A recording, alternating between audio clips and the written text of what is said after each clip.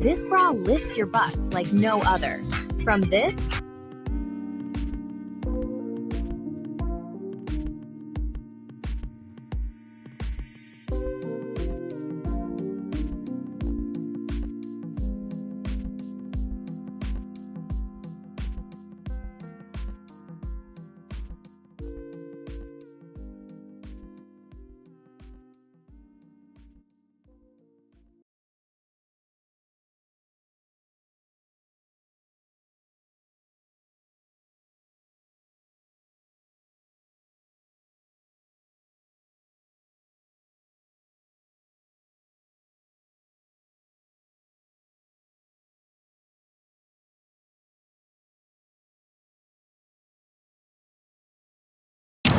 Yeah, I don't have any information to provide at this time on any sleeper cells that may or may not exist in Canada. Suffice to say that our CSIS counterparts and the INSETs across the country are actively investigating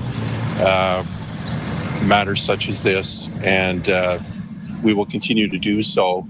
I think it's important that the public realizes that we've had a number of meetings and discussions already this morning with our federal counterparts, and that does include CSIS both here in Toronto Region and at national headquarters, and they are tracking this incident very closely as well. Hello, everyone. One second here. Hello, Abby. Are you there? Can you hear me?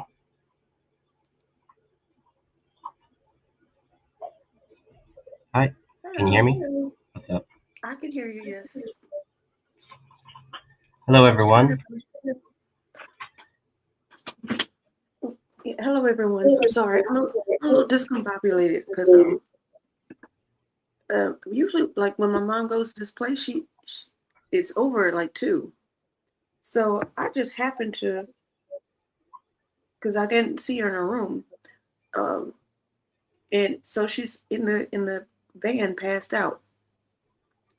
Now, if she got home around 2:30, that means she's been in the car for 3 hours. Yeah. Trying to fix my find my friends. I think they can notify you when, like, the car comes home or something. I think you could put addresses in it, and so when it reaches a certain address, it'll send you a notification. Yeah. Well, she's still driving. She only drives to the church around the corner. That's too much. It's just around the corner. Doesn't matter. You have to understand the type of health problem she has. She can't be trusted alone because of the memory problems. But that's well, not. I have an air tag in her van. Yeah. Just before we were about to go live, Abby's telling me, "I'll be right there," but I just found my mom in the car. It's like, holy shit. I'm sorry to hear that. She was fine. She was just asleep. This time, she was fine. You know?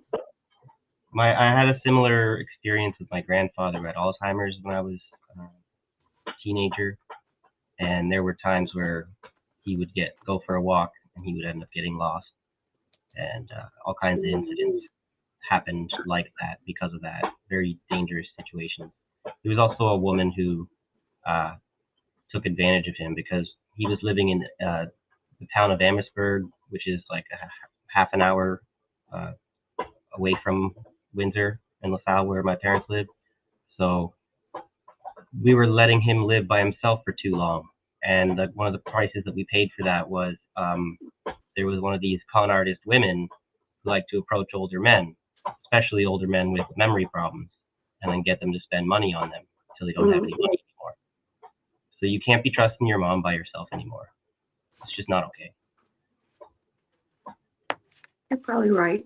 That's her last freedom, because I drive her everywhere else. So yeah, but there's the problem with, like, it's not to compare them falsely with children, but it gets to be similar like that. There's a reason why we don't let our kids have as much freedom as we do as an adult, because the predators out there, they prey on children, they prey on grown-ups, and the problem with driving when you have problems is like they take licenses away from older people, whether they have dementia or not, for good reason, because you're going to hurt somebody else. That's true. But I've already iterated my opinion on that a few times. And I appreciate it. Yes, Jacqueline.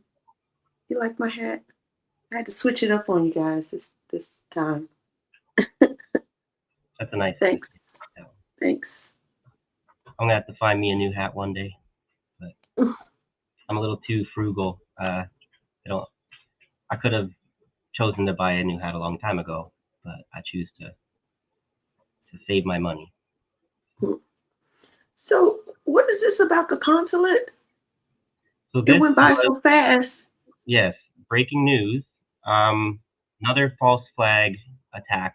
As far as my first impression, this is to try to whip up a scare about the Iranian sleeper cells. And so what happened was, like 4:30 in the middle of the night. I think I might have an article here to put on screen about it. 4:30 o'clock in the middle of the night, somebody drove by the consulate and just shot at the building, which is heavily reinforced. So there's knowing full well that there would be no one injured whatsoever. So it's either just a extremely undisciplined, like sympathizer, kind of just shooting off some warning shots just to feel hard and belligerent, or it's more likely like a Mossad kind of Israeli pretending to be an Iranian, whatever, IRGC sleeper cell being activated kind of thing. So, and this is interesting because Mark Carney just recently put out a statement that that Canada will never participate in the war with America's invasion of Iran, and they've also there's this bill that was I'm having some issues. I just hope I'm not cutting out or anything. They did not let the bill pass that would have prevented the transferring of weapons to Israel through the United States. So with their rhetoric, they behave as if they're not participating in the invasion of Iran, and with their actions, they continue to do everything to support Israel's engagement against Iran. While clutching pearls, most likely false attack on one of their consulates here. There was also I think that was either today or yesterday. Someone they ran their vehicle into a synagogue in Detroit.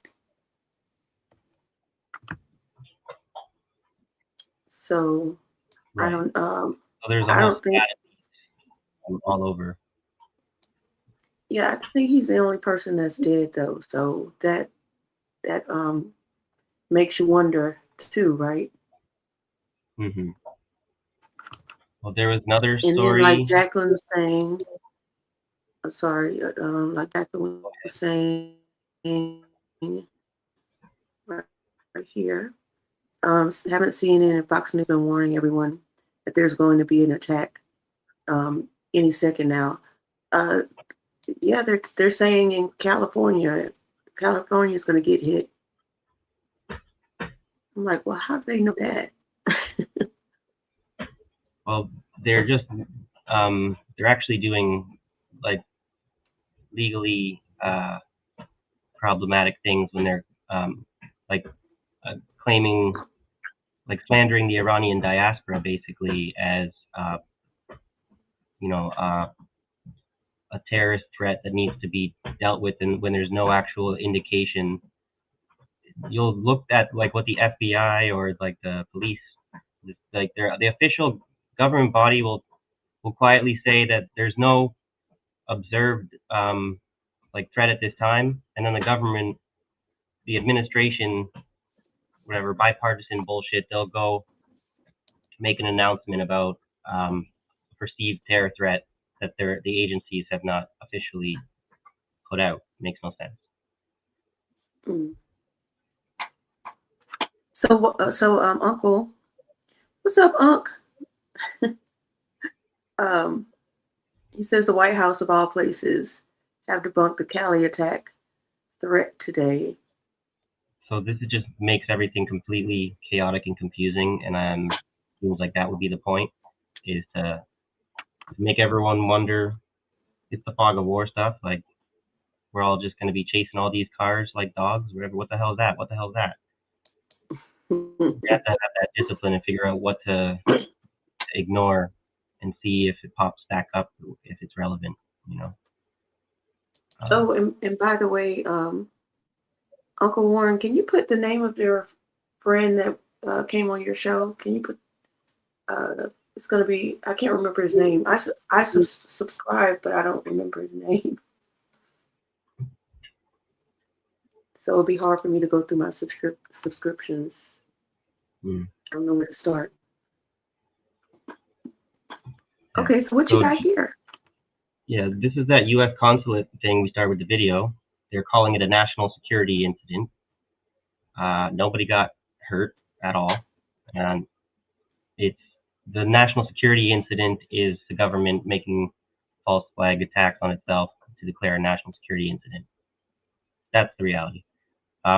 When we look at this too, this very serious national security incident where they reported it around 5:30 a.m., but it's believed to have happened at 4:30.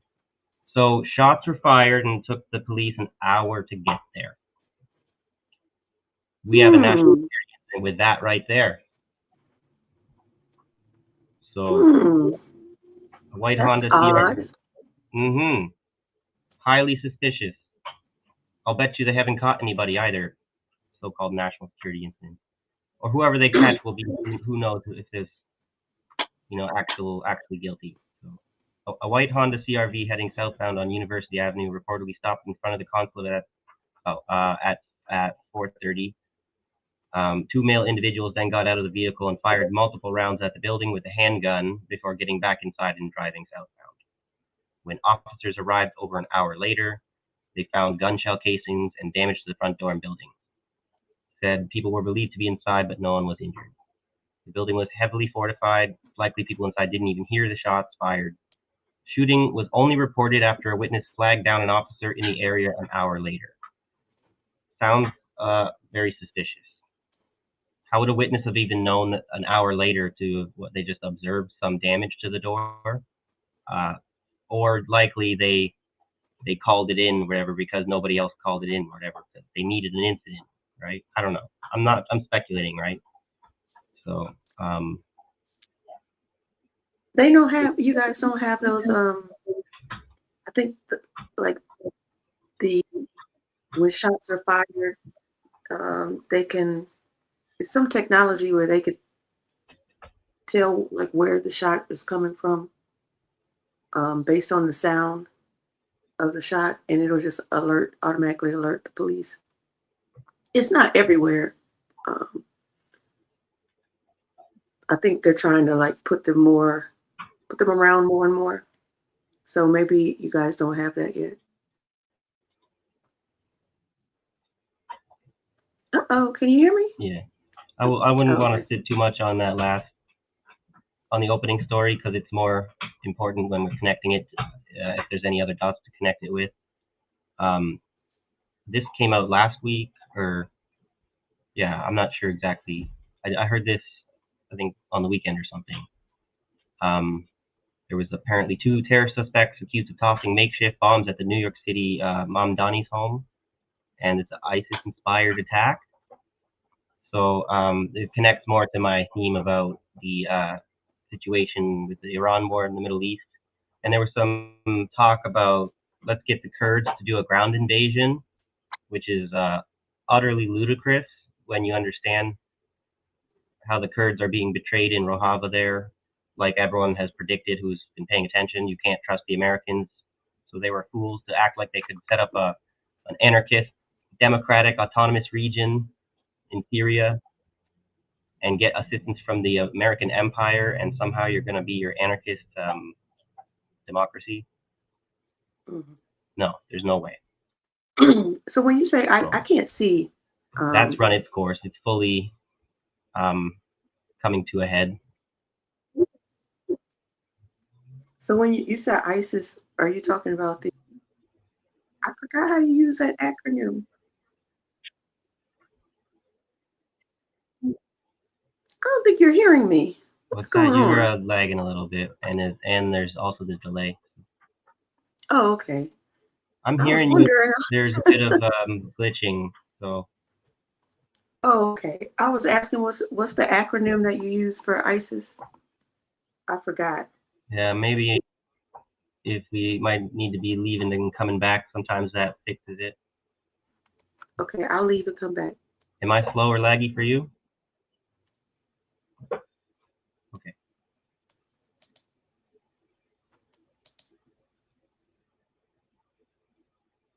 Yeah, I don't know. It seems like there's a real bad delay here today. So I'll just carry on with this little article here in case anybody hasn't heard the details. So this is updated on March 11th, 2026. A previous version of this story included a summary that does not reflect the gravity of the incident, thereby breaching the editorial standards. Okay, blah, blah, blah. Investigators are digging deeper into the backgrounds of two terror suspects accused of tossing makeshift bombs at a protest outside the New York City mayor's home in what authorities describe as an ISIS-inspired attack over the weekend. Amir Balat, 18, and Ibrahim Kayumi, 19, who law enforcement officials said are both U.S. citizens from Pennsylvania, are accused of trying to use improvised explosive devices at an anti-Islam demonstration at a counter-protest near Mayor Zoran Mamdani's home Saturday. No devices exploded. I find this highly suspicious when they're using the incident to drum up the ISIS in America kind of narrative, and happens to have been such a amateur thing that there was no devices exploded. It seems very much like a more like a false flag kind of thing, trying to capitalize on the chaos of the invasion. So, when speaking to investigators, both suspects cited ISIS, a terrorist group that has seen a resurgence in recent years, according to a criminal complaint filed in federal court Monday. The two are charged with providing material support to a terrorist organization, use of a weapon of mass destruction, a bomb that did not explode, that was a weapon of mass, transportation of explosive materials, unlawful possession of destructive devices, and interstate transportation and receipt of explosives. This was a planned attack motivated by extremist ideology and inspired by a violent foreign terrorist organization. Well, not so sure how foreign organizations that have been bred and fostered by the terrorist CIA, I'm not sure you can call that foreign, but whatever floats your boat, you know. New York Police Commissioner Jessica Tisch had said on Monday, the incident happened during the Islamic holy month of Ramadan as anti-Islam protesters and counter-protesters squared off near Gracie Mansion, the official mayoral home in New York City.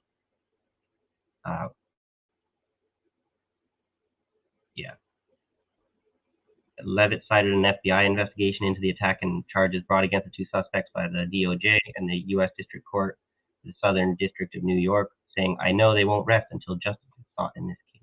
Sure.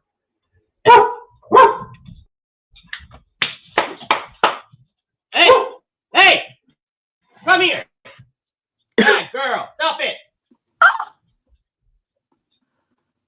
Why are you doing Bella like that?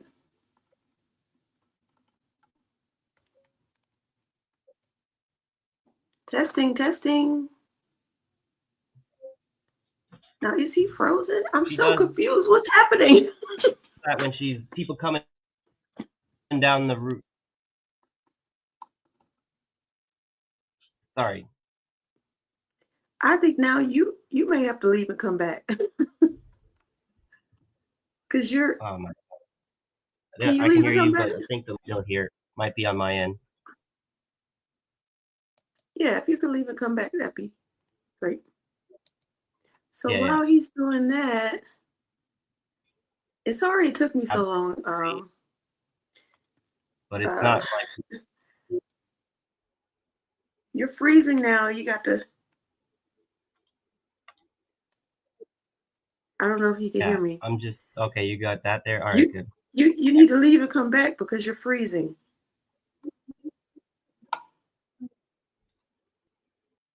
Leave. There we go.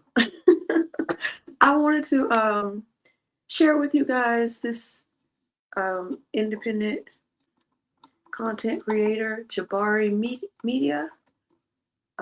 He was on Uncle Warren's show. That I don't remember what day it was. Was that yesterday? It was hilarious. I was cracking up. So if you aren't following him yet, go give him a sub if you don't mind. And hopefully he'll come on my timeline every now and again. Let me make sure I get the notification. Yeah, I have it on all. Okay. But that doesn't necessarily mean that I'll get a notification when he's on. Oh, you had him on your show. I mean, you were on his show. Okay, you guys were cross streaming then. Okay, cool. Cool. And with that being said, I wanted to read an article because to kick off what we're actually talking about and focusing on today, and that's ISIS. Oh, I thought he wanted to talk about the Kurds. All right. So here we go. Who are the Iranian Kurds, and why is the U.S. arming them against Iran's regime? This is March 4th, 2026. March 4th? What is today? I'm so discombobulated. Today's the 12th. Okay. The CIA is reportedly arming Kurdish forces to instigate a popular uprising in Iran at a time when U.S. and Israeli airstrikes have wreaked havoc across Iran and also killed the country's supreme leader, Ayatollah. And they were assuming that this was going to be a quick in and out thing. They're going to arm the Kurdish, and the people are going to rise up, and their work there will be done. They could declare victory. Oh, I am not sharing. My bad, y'all. That's better. I think our glitch problem might be solved. Can you hear me better? Yep. Good. All right. Now you can see it. Problem exists between keyboard and chair. Me.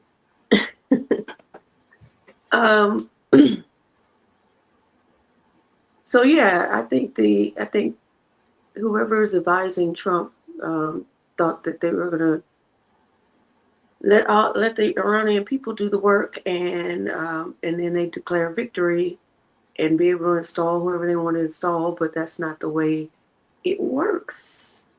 This doesn't make any sense to me. I feel like this narrative is probably even made entirely out of whole cloth. It's what narrative? This narrative. What I just said. The CIA is working to arm Kurdish forces. That the Kurdish forces okay. I haven't. Yeah.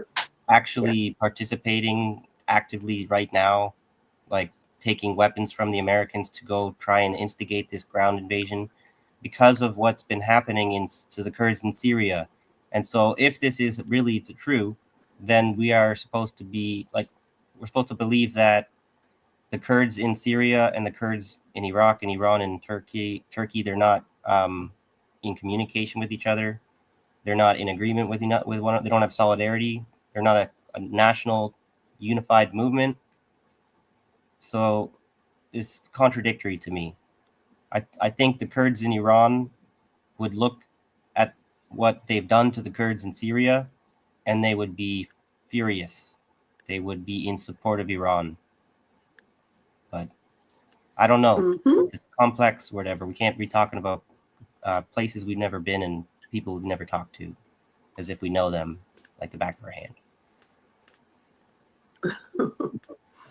Well, let me just read it and we can talk about it on the other end. Yeah, go ahead. Okay, the CIA is working to arm Kurdish forces with the aim of fomenting a popular uprising in Iran, according to multiple people familiar with the plan, who spoke to CNN. The Trump Great source. administration has Great source. yeah, great source, right?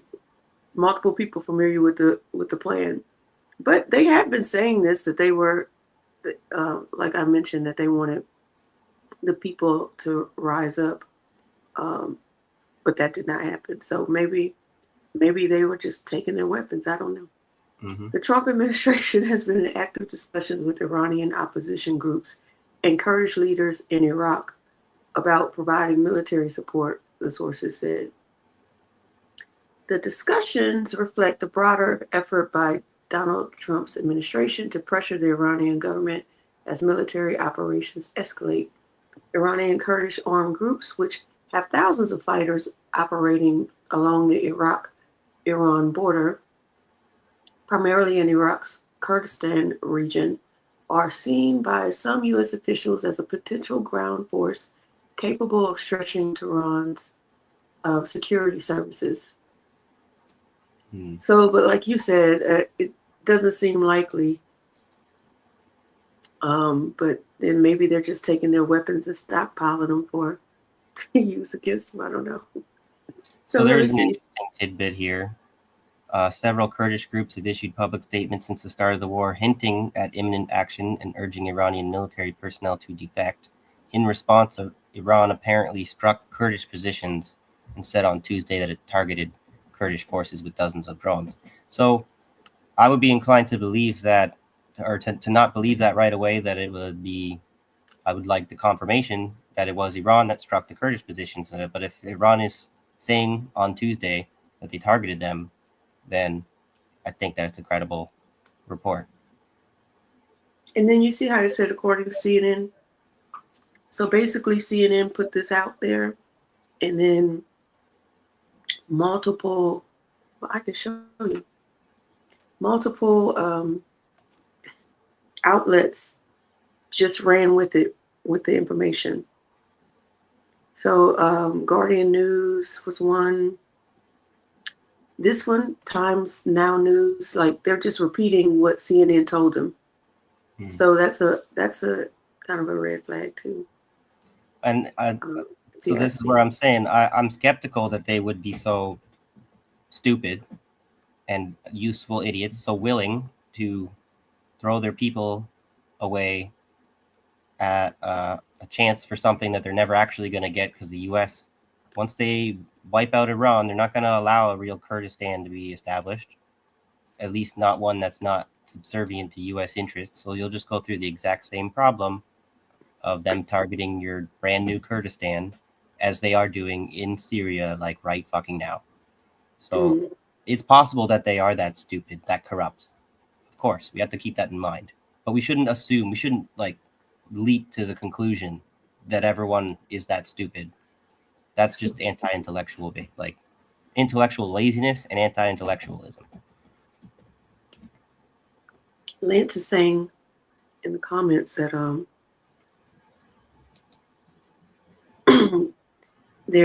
some people are saying we're already in World War III, like they're declaring it. This is World War III. I'm ready to declare it, but what would be the change in my definition would be, I was thinking that what would be a clear signal that what we could call World War III would be when Russia goes to war with NATO, when China goes to war with the US. Either of those. It's the same thing, really. Because it will result in, like, if the China goes to war with the US, it's likely that Russia would end up going to war with NATO anyway, or vice versa, or they would happen in tandem. So that's kind of like the definition of World War III in a lot of people's minds. But that's actually, since we're on that, I have another tab. China is currently at war today, and I was asking that question about how many countries are currently at war, and it depends on if you include the terrorist insurgencies. And I'm trying to compare that to how many people were at war during World War I and World War II. And the problem is the way that we record statistics is about how we lie, right? So what's the problem with this map? Can you guys see it here? Oh, you got yours sharing first. You still got your story? Yeah. Well, we'll get to that then next. But I'll just briefly, since It's there. It's brought up it up, now. or whatever. Yeah, here. This is all the world's the countries currently at war. But what is this map? What is the obvious thing that is screaming out at us is missing? And as soon as we look at this, if the USA. gray is countries currently not at war, go fuck yourself. Anyone who fucking in 2026 is gonna actually seriously pretend like the U.S. is not at war. All these other colors, every single one of these other colors is the U.S. at war. Who the fuck are you? Okay, and then look. Where'd you get that from? All of these are conflicts, active conflicts around the world, but they're civil wars or they're terrorist insurgencies. Most of them are terrorist insurgencies. So because it's a terrorist insurgency, it's not a war. Fuck you. Oh, this one's a drug war, right? So it's not a real war. No. Okay. And so when you add them all up together, what you get is the same amount of countries that was at war during World War I. If you exclude the colonies that were not really at war because they were dragged into it, which is what makes sense, right? I wish I could see can you put that in the private chat? Yeah, I want to take a look at that later. I'll give you the link, yeah. But it's just appalling. Egg said the source is get basic Egg information. said the source is Freedom Burger Ego Epstein Institute. Yeah, nice. So World War III is the shadow war, right? It's the terrorist war. It's the war of terror, on terror, whatever you want to call it. The drug war, the human trafficking, the Epstein wars. That's the best way to put it, I guess. I can't pick that up like that. Put it in the private there too. So. Yeah, thank you. Appreciate you. Yeah, sorry but you know, China and Russia are some of the only countries whose oil is going through the strait right now. Like it's closed for business, and I think we can only sustain that for, I forgot how many days they said, 70 days or something before you start seeing like real collapses in the global economy. And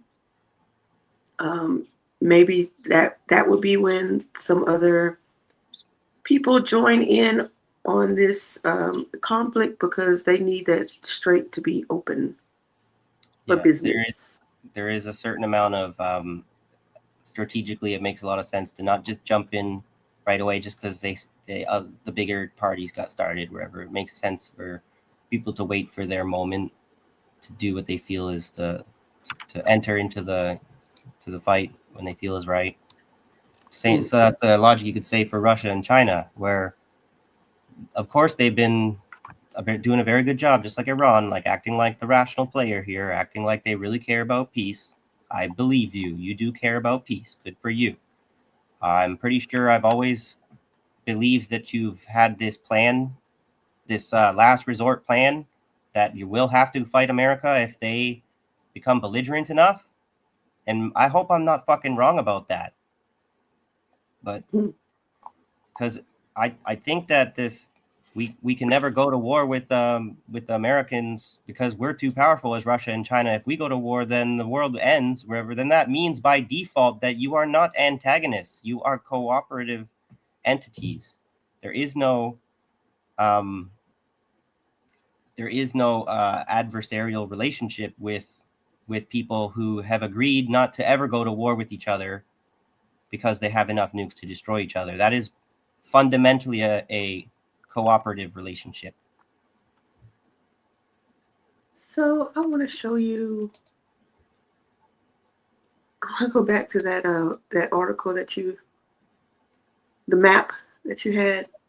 I thought this was interesting because you could see the sources at the bottom.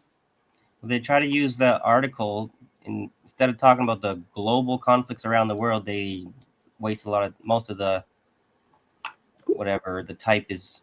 Most of the words are about Ukraine, from what I've skimmed through.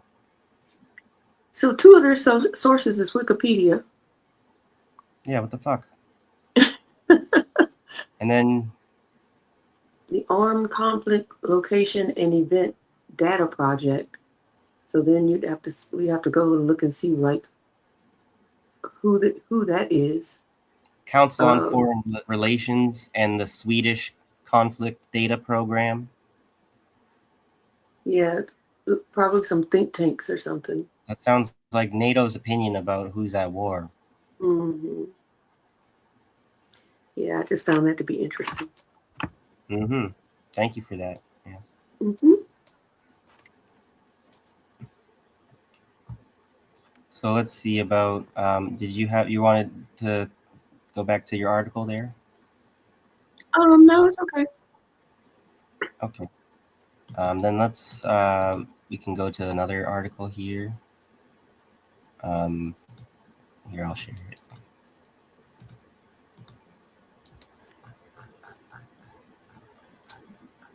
So this one is from memory.org. The Betrayal of Rojava, Damascus assault, Turkish plot, and America's deafening silence. It's from January 28th, 2026. So this has been something ongoing that's a little bit, was probably reported by some of our best independent media, but missed by a lot of people in general. I don't think the mainstream media is reporting on this because this is one of the things that they don't want the people to know, that the U.S. is, the deafening silence is from the media as much as anything, right?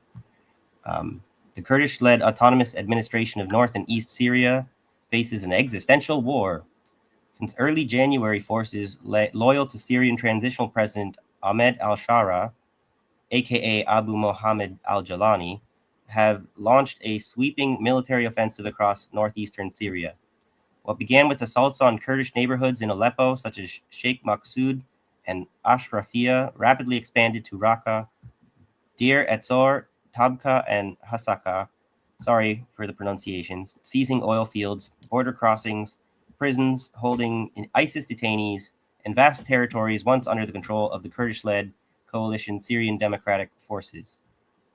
Rojava's administration declared a general mobilization in mid-January, urging all Kurdish forces and civilians to resist a brutal attempt to dismantle the democratic gains of the Rojava revolution. Tens of thousands have been displaced in the freezing cold, over 100,000 according to some estimates, with families fleeing to overcrowded shelters in Kamishli and surrounding areas. Civil society groups in Rojava have warned of the humanitarian catastrophe, pleading for immediate intervention by the United Nations, which was not going to help you. Ask for help from the Iranians, right? Which, of course, is very risky. The offensive has shattered fragile agreements. In March 2025 and again in January 2026, U.S.-mediated deals between SDF Commander Maslum Abdi and al-Shara promised ceasefires and respect for Kurdish rights. Yet these promises proved hollow. Here's your peace president for you, right? Damascus-affiliated forces. Sorry, Oh, I didn't realize that was on. That's okay. Let me just find my article again. Okay. Damascus-affiliated forces violated ceasefires almost immediately in the Israeli way, continuing attacks on SDF positions in al-Shaddadi, Ain Issa, and beyond. Reports from the ground describe indiscriminate shelling, civilian deaths, including women and children, abuses against women, and the escape of thousands of ISIS detainees from prisons like Shaddadi after attacks overwhelmed SDF guards. So my thesis here is it's not so much the Kurdish groups that are going to be doing the ground invasion of Iran. It's going to be ISIS, which then they can then claim that they need to smash again, whatever, if they want to, or then they'll try, or they may try to rehabilitate them and take away the terrorist designation until they feel it's useful to plant it back on again. Was that that's the Syrian president? Can I see that picture? Yep. Let me see if I can. Oh, okay. This was him when he was like a leader for Al Qaeda. And this is him when he's the leader of the transitional government in Syria. I mean, it's like they don't even try to hide it anymore. They just Well, that's okay. yeah. Okay, if he's our friend now, that means he was our friend then, probably. That's the funny thing about got some other things to get into about the shout out to Ryan Christian at the Last American Vagabond for his vanilla ISIS theory, because we're seeing some of that kind of being activated, I think, today, but it's a little bit not being called that, and easy to miss because they're not enough people are reporting on it or believing it if it's reported. Okay, they are re-engaging in this war on terror in the Middle East, and this shield of the Americas doing the war against the terrorist narco terrorists in South America or whatever. And then at home, they're being told you have a resurgence of neo-Nazi extremist terrorist threat. You need to do something about it. And they are actively directing the FBI not to investigate, and the CIA probably to look away from the neo-Nazi homegrown terrorist problem growing and blowing up in your face. But focus on these other whatever groups. And then you look closely enough, whatever, there is such a thing as fucking neo-Nazis collaboration with ISIS kind of terrorists. It's fucked up, but it makes sense when you understand that it's the CIA in either costume. So that's the way that they make use of whatever extremist ideology will get people to kill people. And then they'll happily talk you into being a Islamic extremist if that's what you want to be, or a white supremacist extremist if that's what you want to be. Just wake the fuck up. Just be extreme.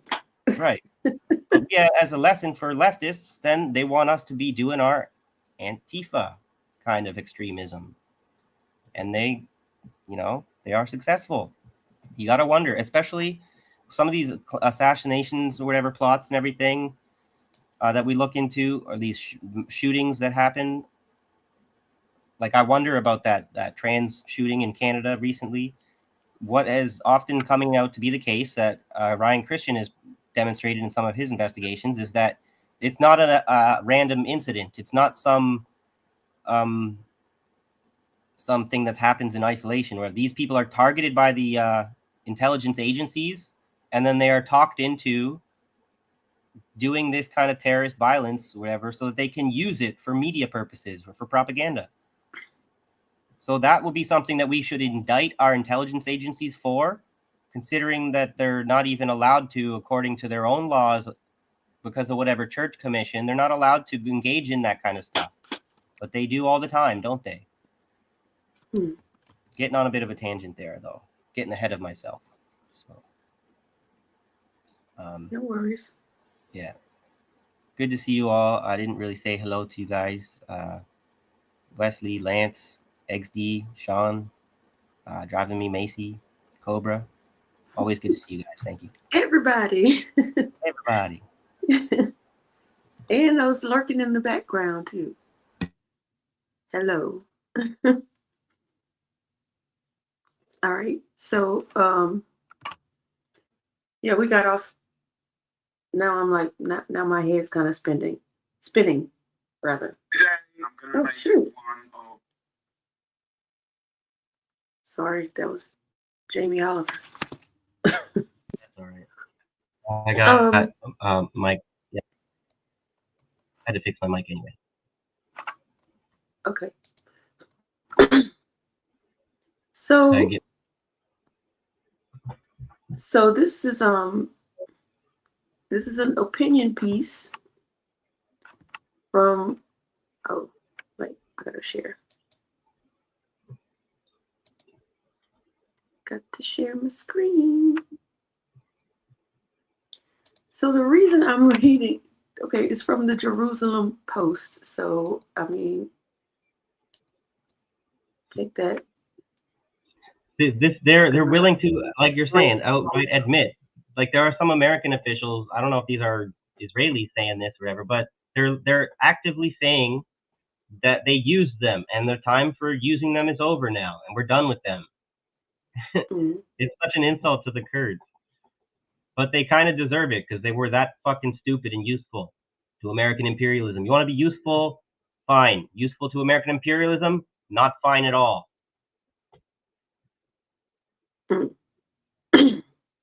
So this is the fall of Rojava was not a conspiracy. It was a failure of strategy. And this is an opinion piece.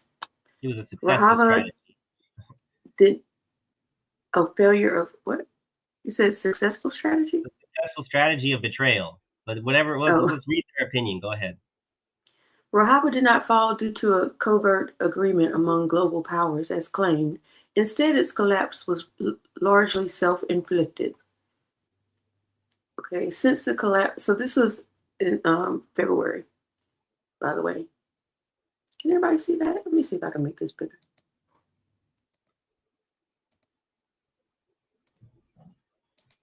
That's probably good. Okay. Since the collapse of Rojava, I don't know why I keep saying that, which resulted in the loss of sovereignty over all its territories in the eastern Euphrates, areas that self-administration had controlled for nearly 14 years, debates among the Kurds about the region's future have intensified. There is growing concern that the Kurdish community may face a fate similar to that of their counterparts in Afrin, including ethnic cleansing, torture, kidnapping, killing, and daily humiliation at the hands of hostile Arab tribes and jihadists. Okay.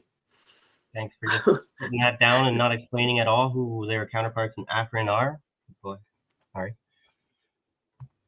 Yeah, I don't know who their counterparts in Afrin are. If you wanna Google that while I'm reading this. Yeah. Or maybe down in the article. While Rojava's future remains uncertain, various factions associated with the Kurdish-led autonomous region in northeastern Syria have promoted a familiar narrative, claiming that its collapse was the result of a secret international conspiracy. Continue reading. Look at all this stuff. Get out of the way. Although this narrative may provide emotional comfort, it obscures a more uncomfortable reality and highlights a significant miscalculation. Rojava did not fall due to a covert agreement among global powers as claimed. Instead, its collapse was largely self-inflicted, exacerbated by the shifting geopolitical interests of the American administration and Rojava's failure to foresee the consequences of their cooperation with unreliable and constantly shifting Arab tribes based on utopian ideals of brotherhood of peoples in a highly militarized and hostile Syria. So they're bringing up the Arab tribes again. The truth behind the fall of Rojava. This situation was further aggravated by the Turkey terror-free process initiated by the Turkish regime, initiated by the Turkish state with the imprisonment of the Kurdistan Workers' Party leader since October 2024. It has led to significant disarmament and dissolution of the PKK, causing the Kurds in Rojava to mistakenly believe that peace in Turkey would eliminate Turkish hostility toward their territories.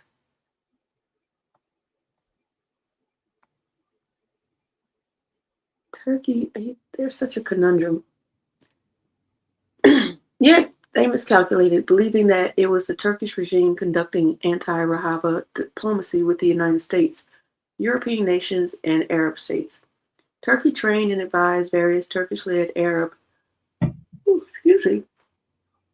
and Turkmen jihadists to prepare for attacks against the Kurdish-led Rojava. Additionally, it pressured Arab tribes who had previously partnered with the Kurds to change their allegiance and switch sides. The Rojava administration made an ideological choice, rather than a tactical one, to heavily rely on Arab tribal alliances for stabilizing territory and expanding governance. This decision was largely inspired by a sense of brotherhood aimed at creating sustainable democratic environments based on the governance of local communities in Syria, a region that has been heavily influenced by hostile, conservative, patriarchal, traditional, and tribal structures. They keep saying, tribal alliances, but they're not saying what. They're not giving any detail about those alliances No, at you have to all. go looking into it. I heard the same kind of thing in the sources that I was um, looking into. It is like I was mentioning about Somalia. It's one of the tactics that they've been using is to um, exploit the tribalism of a lot of these different regions. These tribal leaders they can go to and buy them off or pressure them, blackmail them, whatever, kill them to get a new one installed or threaten their kids or whatever. So these tribal leaders are very much a big part of how to get things done on the ground kind of thing. But Hmm. it's potentially like my Western whatever progressive upbringing tells me that tribalism's not good, but then that's kind of their culture, the way that they've lived for thousands of years, whatever, and then for us to go tell them what to do, whatever. I just think it's too much of a vulnerable exploitation. I would say it's best not to behave tribally because of how much it's been demonstrated to easily weaponized against your own community by the imperialists. So I mean, technically, we're tribally, and that is weaponized against us here in the United States. It's just not. They're not putting a gun in your hands, but they're loading information into your brains to make sure your tribe doesn't like the other tribe, and that tribe doesn't like this tribe. And you know what I'm saying?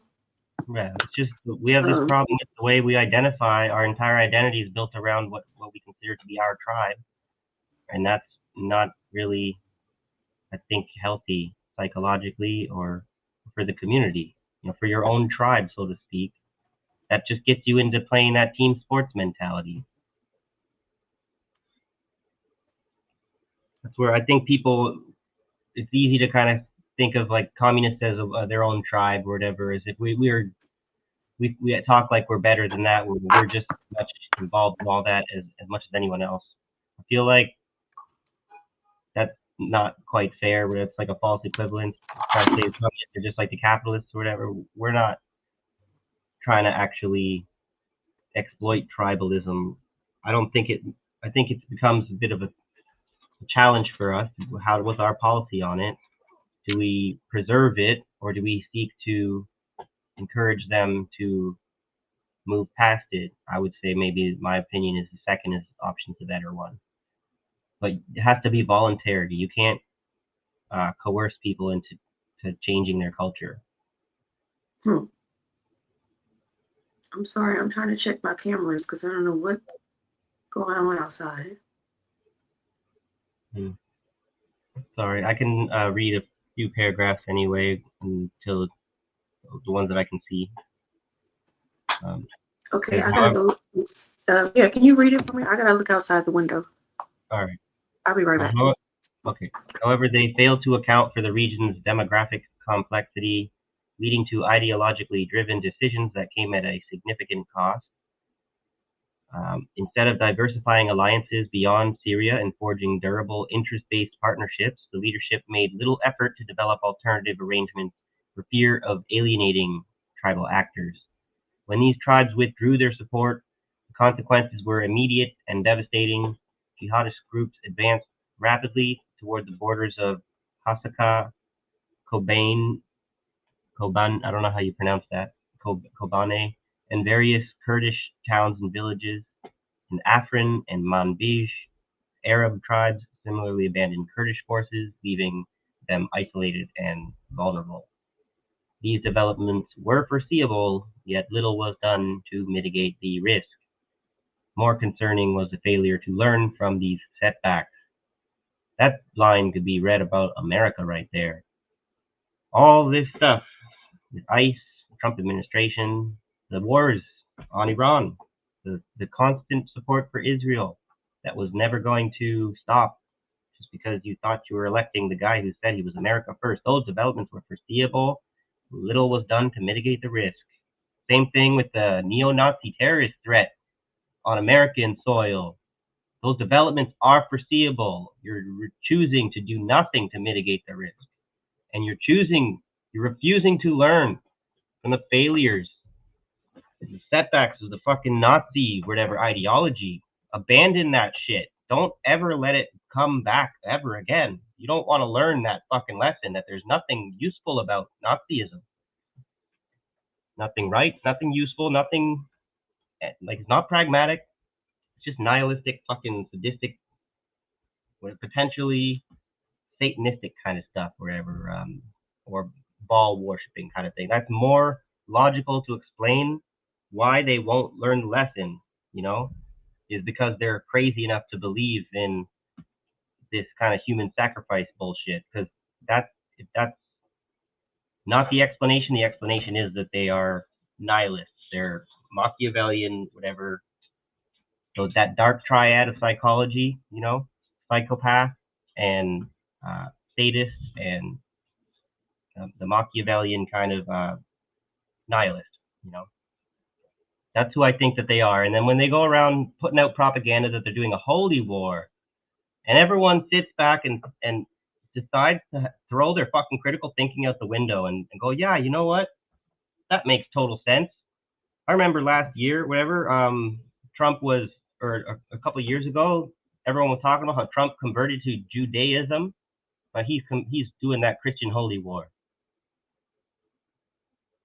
Like,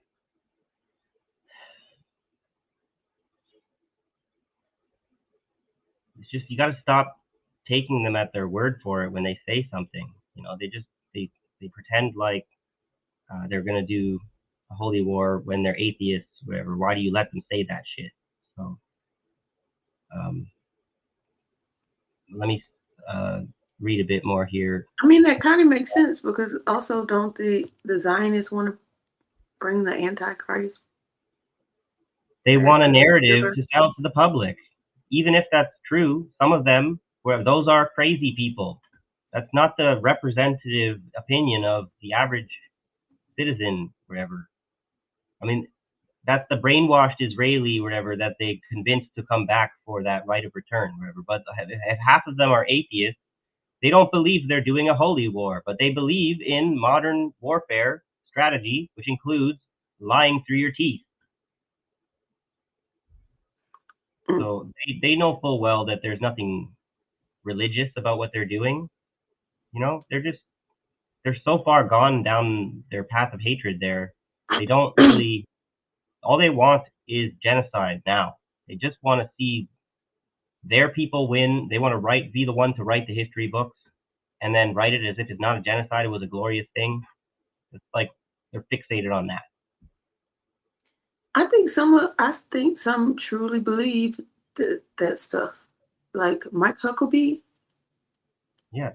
He's nuts.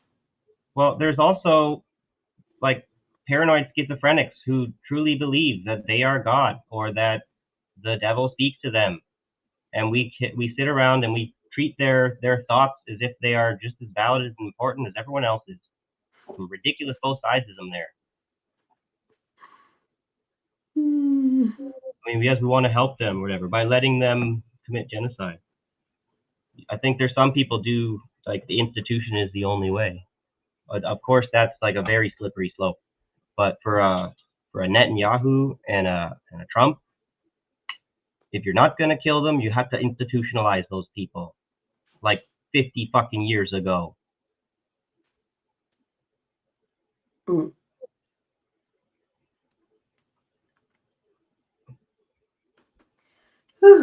Okay. You gonna finish reading this or? Yeah, sure. Sorry, I was a little It was on distracted. your thing, so if I read it, I need you to scroll down. So I was just so I yeah, think those you were about right here. yeah. Rather than reassessing their strategy, Rojava's leadership doubled down on the belief that local alliances would remain intact and that international protection would be implicitly guaranteed. This misreading of power dynamics ultimately proved fatal. So this is the Jerusalem Post. I don't see them doing what the other article was doing, which is calling out the Al Qaeda Jolani for being the one committing a massacre here, and then the Jerusalem Post here is just saying, well, look at how stupid those guys were, or whatever. They're fucking don't make very good neocons, do they? You know, they should have seen that shit coming. Not very realistic people over there. I looked up Akron, by the way. It's like a city in the northern, on the other side of Syria. Northwest Syria. Yeah.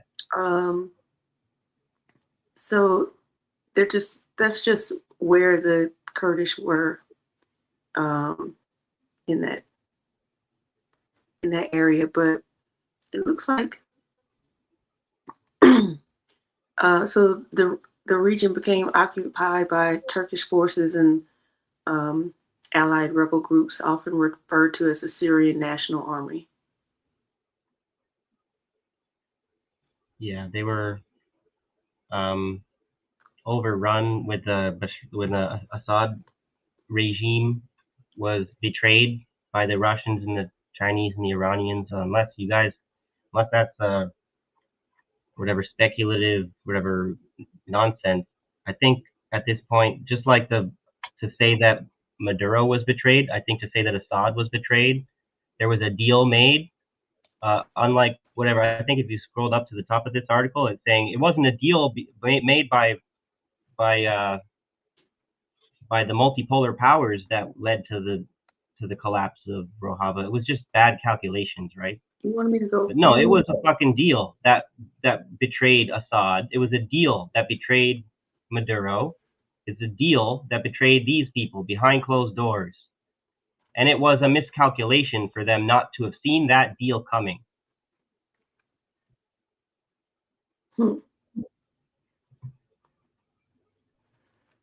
Yeah. What do you think that they, like the Turks have all kinds of things that they're working with the Americans on, and they have things that interests that they want that they have to kind of haggle over. So when the Americans say, "Hey, Turkey, we want you to help us do this war with Iran or whatever, what can we give you to sweeten the deal?" They say, "Don't give those Kurds what you promised them, and we'll do what you want." And that's likely the deal that needs to be made, right? Or the same thing with the Jolani guy or whatever. "Hey, what do I need to give you? Don't support them anymore." All right, now you're on board to do whatever I ask of you. Yes, because it's a transaction, right?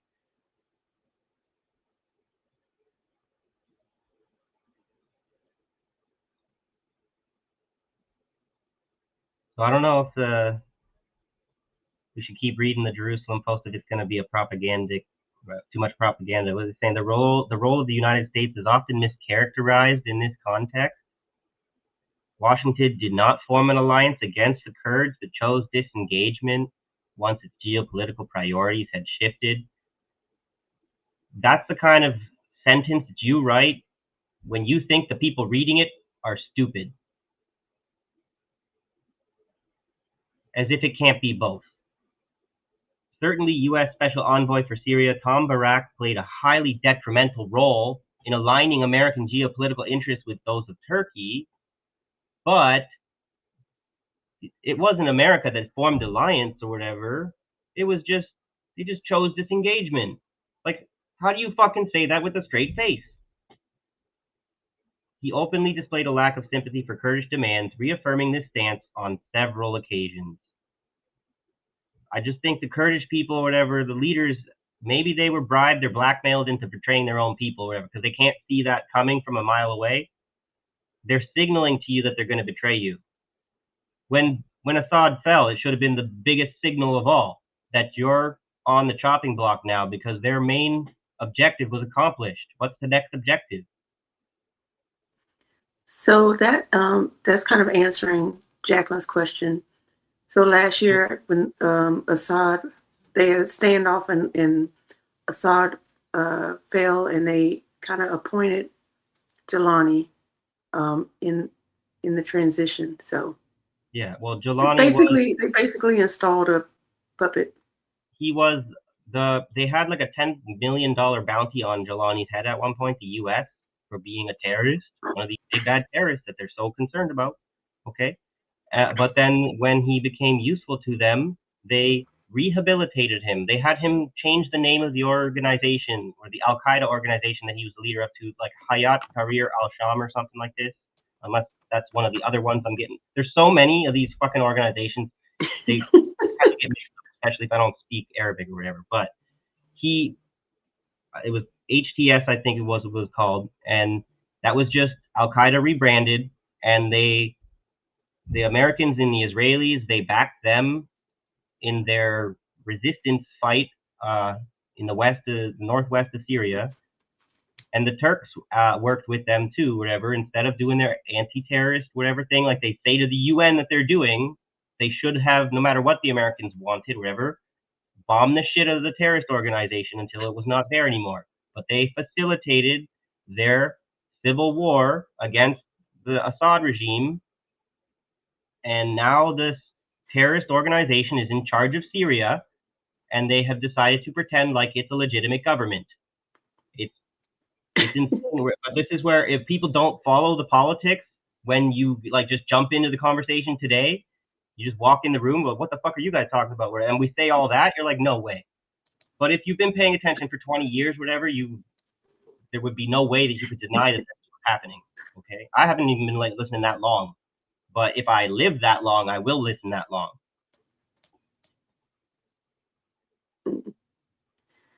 Well, I don't know if you want to keep reading this, but I just think it'd be better to go back to the one that I was reading, I think.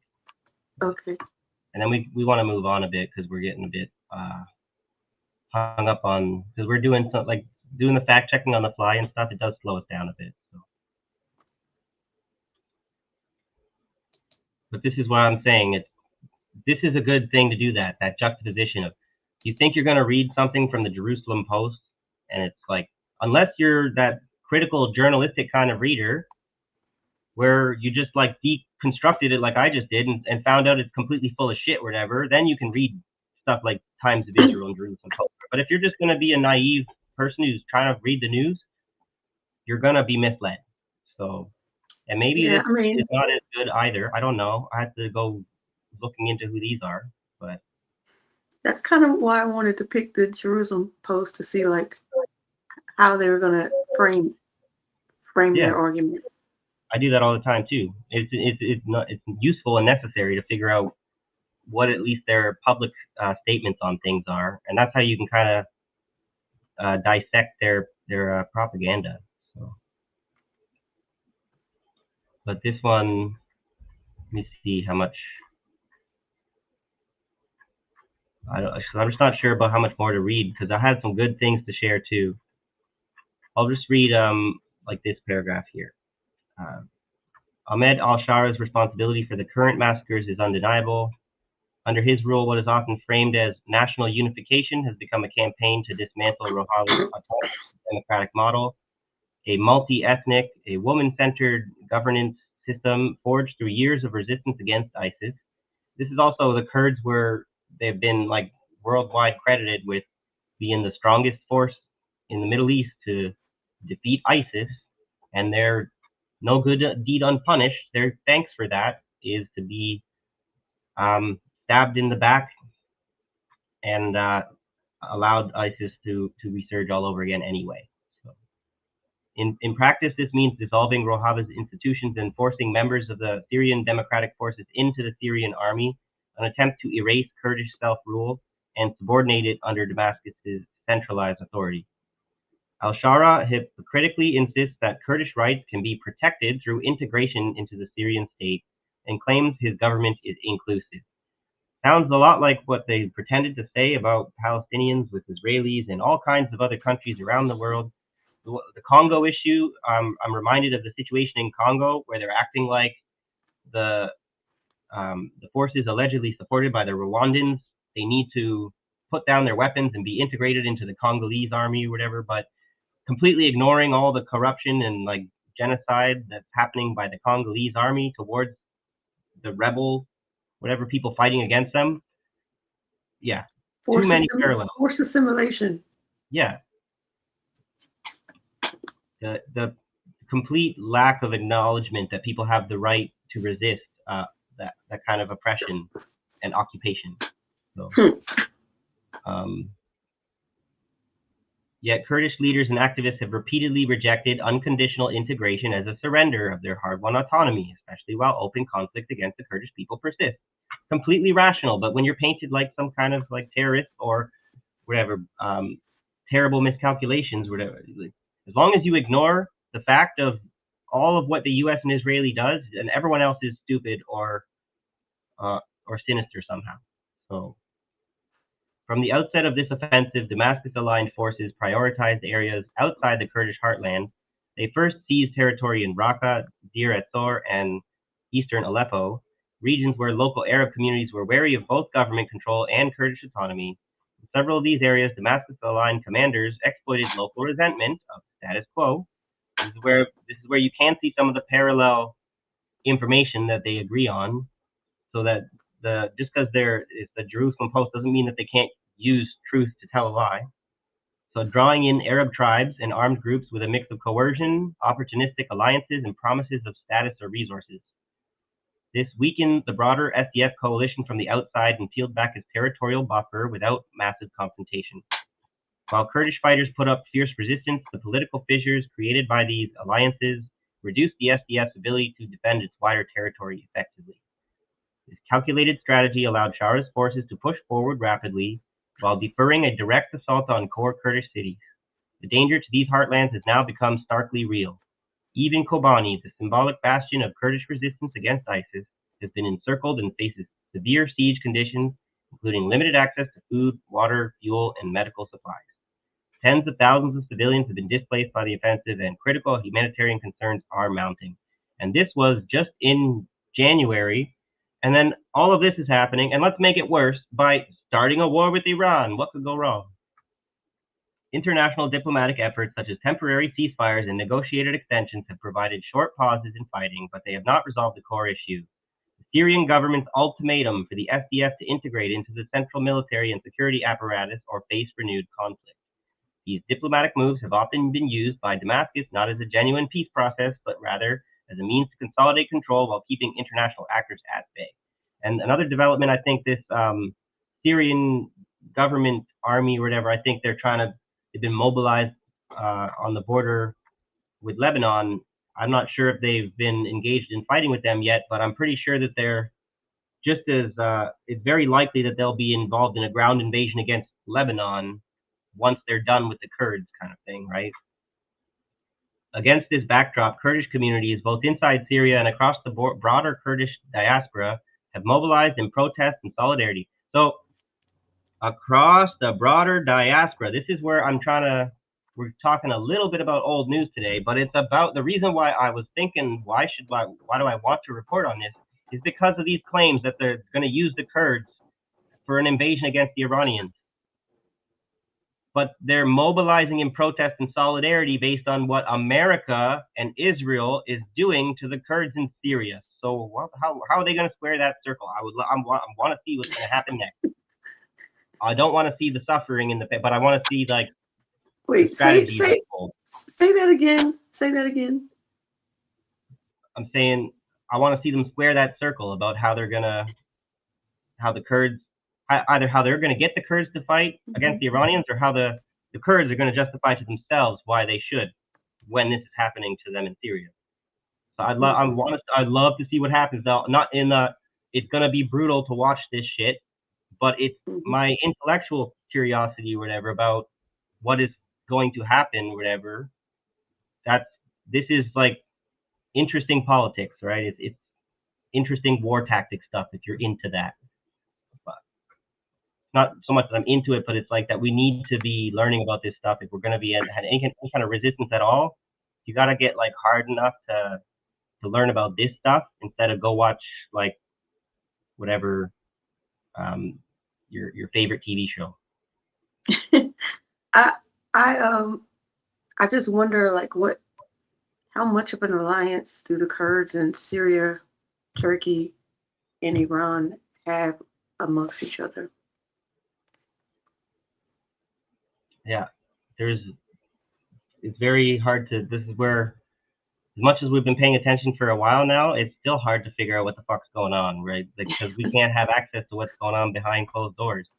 So I'm wondering what kind of deals, like there was this thing about China made this big rapprochement with Saudi Arabia and Iran, and they were acting like that was real. And I was, at the moment that it happened, I was like, that doesn't seem genuine. Why would you trust the Saudis? I don't believe this is gonna last. Here we are today. Do you think that rapprochement between Iran and Saudi Arabia is still going? I think that maybe they had that falling out again. That was a big diplomatic victory for China. Did you see? Never mind. I'm derailing the conversation. That's Okay. You can keep going.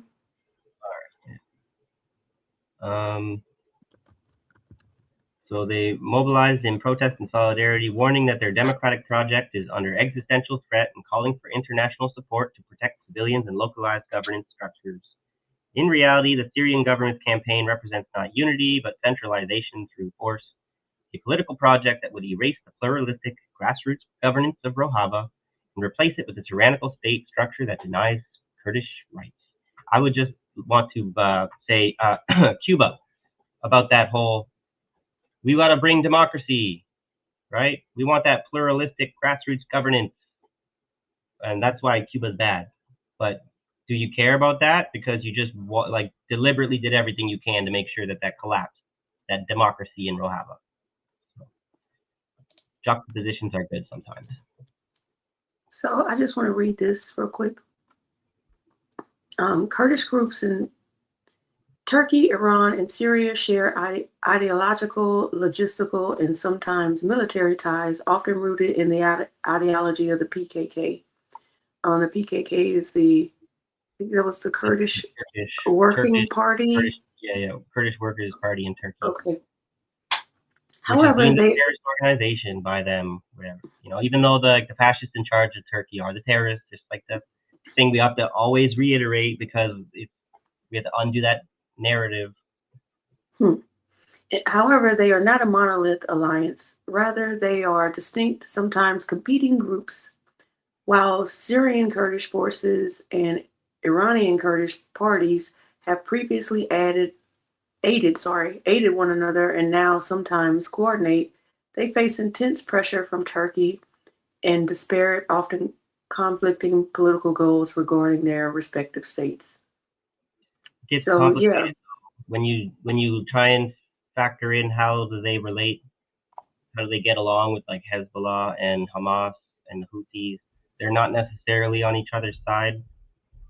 It's complicated, and I don't understand it well enough. I haven't done the research, so it's probably something we should come back to. Like the PKK, I don't know enough about to really speak on it. But I see that the Kurds get a lot of flack from the people in the communist media, more like the Marxist-Leninists, the Russia and China supporters. When you hear them talk about the Kurds, they're often very disparaging. They talk about them like they're mangy dogs, kind of thing. Kind of racist almost, Interesting. Did you have any other stuff you wanted to share? Yeah. So the next thing to further my little thesis about the ISIS is going to be used for a ground invasion more so than the Kurds is so some of those in that report we heard that some of the ISIS fighters were imprisoned. They were released in all the chaos, probably not by accident. Mm. And there was some I didn't get to it in the article, but there was an allegation in there about how some of the people in Jolani's Syrian government army are sympathetic to ISIS, which is no surprise because he was a fucking former Al-Qaeda leader. So just think of like the Syrian army as like the legitimate whatever state version of ISIS potentially if they get their way, right? Here. So they're transferring some of those prisoners to Iraq though. Curious timing, like thousands of them. And then it would be maybe more beneficial to them if they want them to fight Iran or something if they are freed. This is also, I found a nice juxtaposition toward the conversation about sleeper cells, because the ISIS prisoners in their literal cells are being awoken from their slumber so that they can be, the toy soldier can be wound up again and pointed at Iran while they sit there and talk shit about sleeper cells, Iranian sleeper cells in America or whatever. The real sleeper cell threat is ISIS, okay? So thousands of ISIS fighters moved to Iraq amidst invasion chaos. This month was RIC is RojavaInformationCenter.org, okay? This month, RIC recorded 5 ISIS sleeper cell attacks, injuring 1 civilian and an unconfirmed number of military personnel. RIC also recorded 3 raids, resulting in 11 arrests. This activity is much lower than recent months, however, it's not unprecedented. The invasion by Syrian transitional government forces severely hindered attempts to arrest ISIS suspects. We note that January and February last year, during which there was also war in northeastern Syria, saw significantly lower figures when compared to the rest of the year, 11 and 7 attacks respectively, compared to a monthly average of 20 attacks. January 2024 was also well below that year's monthly average for attacks. There were 7 more attacks reported by sources as ISIS sleeper cell attacks, and 3 raids against suspected ISIS members in January, which we could not verify, as well as the Syrian transitional government forces invading across the Euphrates River. Arab tribes and NES took up arms against the SDF, launching attacks in SDF territory behind the front lines. We're getting a bit of repeated information, but that's kind of good in that it sort of verifies its veracity, maybe, probably. Many of these attacks were credited to sleeper cells, but we want to draw a distinction between these tribes who operated as sleeper cells for the SDG, that's the Syrian government forces, and the ISIS sleeper cells that we report on each month, which carry out attacks as part of and in the interests of ISIS. This was further complicated by the fact that many of the villages that have historically seen regular ISIS activity were also villages where we saw uprisings last month. Due to the conflicting and unclear open source information landscape that accompanied this war, we cannot be certain that the attacks and arrests reported after January 10 involved ISIS operatives. At the beginning of January, there were several escape attempts from Al-Hol camp. On January 3rd, the Syrian Observatory for Human Rights reported that internal security forces arrested a man, 11 women, and 18 children, all part of ISIS members' families, while they attempted to escape from the Syrian section. A whole lot of human trafficking going on, both by ISIS and the people who are detaining suspected, whatever, family members of this or that, The next day, an escape attempt by 3 women and 2 children was also foiled by Camp Asaish, with the invasion seizing 80% of the Autonomous Administration's territory in NES. Prisons and camps holding ISIS prisoners and associates such as Shadadi Prison, Al-Aqtan Prison, and Al-Hol Camp fell under control of the SDG. 4 prisons and camps known to hold ISIS-linked individuals were taken over by the SDG, and several breakouts from these were attempted. In Shadadi, all 120 inmates of Sini prison escaped. According to the SDG's own reporting, only 81 have been recaptured. It is unclear how many escaped from the nearby, much larger Shadadi prison and Tamir women's prison in Raqqa. Video evidence also showed breakouts from Al-Hol camp on January 20 when the SDF withdrew. That day, pro-ISIS social media accounts called on residents of the nearby town of Al-Hol to reach out to escaping detainees. On January 25th, there was another escape attempt from Al-Hol. According to journalist Hamid Al-Qasi, the escape attempt was led by Abu Musab al-Masri, an Egyptian national and former Ansar al-Tawhid member. Since al-Shara's rise to power, al-Masri had reportedly led a unit within the Syrian army's 82nd Division until his death in late January during the fighting. This is a little bit confusing here. It says that there was an escape attempt that was led by this man, Abu Musab al-Masri, who had reportedly led a unit in the 82nd Division until he died. So did he lead an escape attempt or was he dead? So I don't know. It is believed Egyptian and Chechen families escaped. According to Syrian journalist Hammam Issa, 200 Moroccan women managed to escape Al-Hol, and Syrian families from Al-Hol camp have begun to arrive in Aleppo. The total number of escapees across every detention facility is unknown, but none have been recorded from Raj camp and the prisons still under SDF control. Interesting.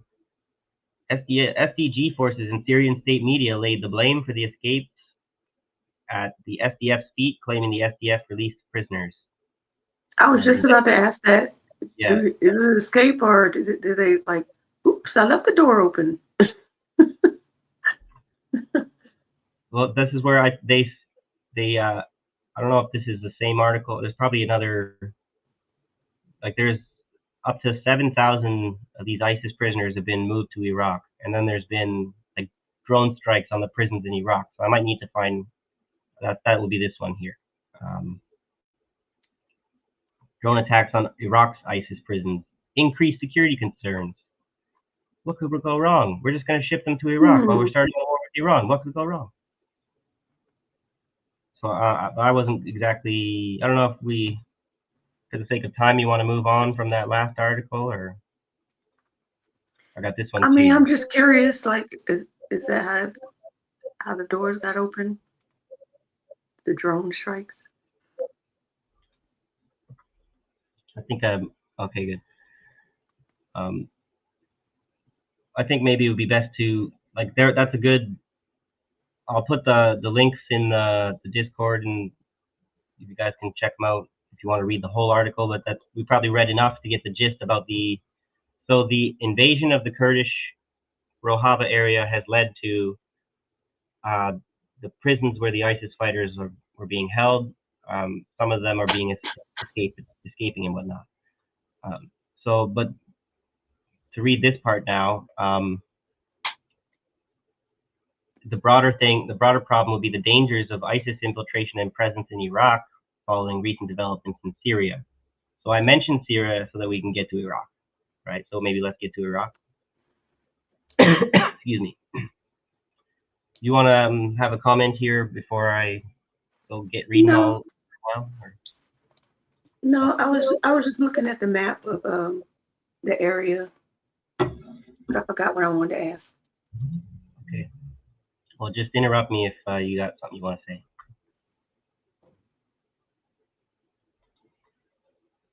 This was from February 2nd, 2026, from the International Peace Studies Center. I don't know who they are. Just because they call themselves a peace center doesn't mean they're they might be, right? There's also a lot of the good guys that have nonprofits that are doing the counter think tank battle. So recent developments in northern and northeastern Syria, characterized by escalating clashes between Jilani forces and the Syrian Democratic Forces, as well as other groups, have created a conducive environment for the re-emergence of the terrorist group ISIS from its defensive posture and the revival of its sabotage networks.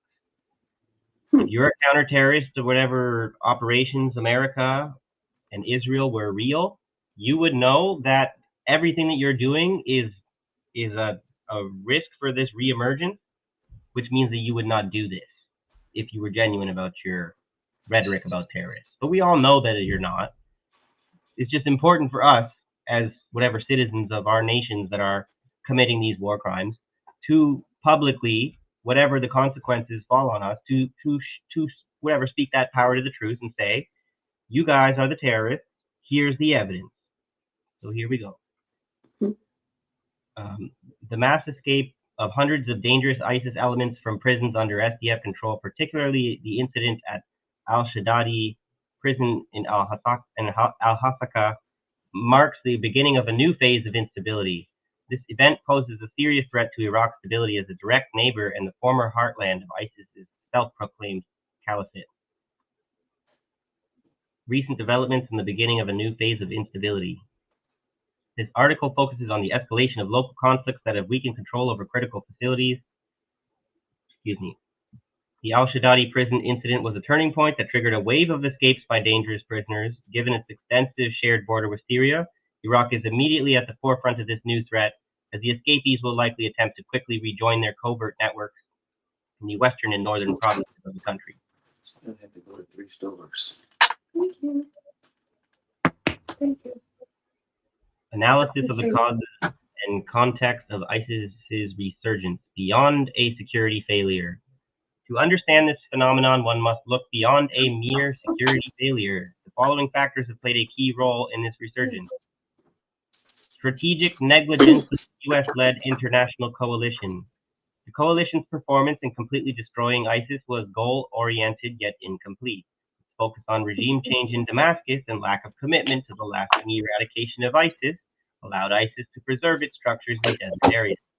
UN reports citing the presence of 1,500 to 3,000 ISIS fighters in the Syrian desert bear witness to this claim. This approach is a clear example of the strategic exploitation of terrorism to weaken opposing governments and justify a permanent military presence in the region. Very clear example. Internal instability in Syria and the collapse of prison management.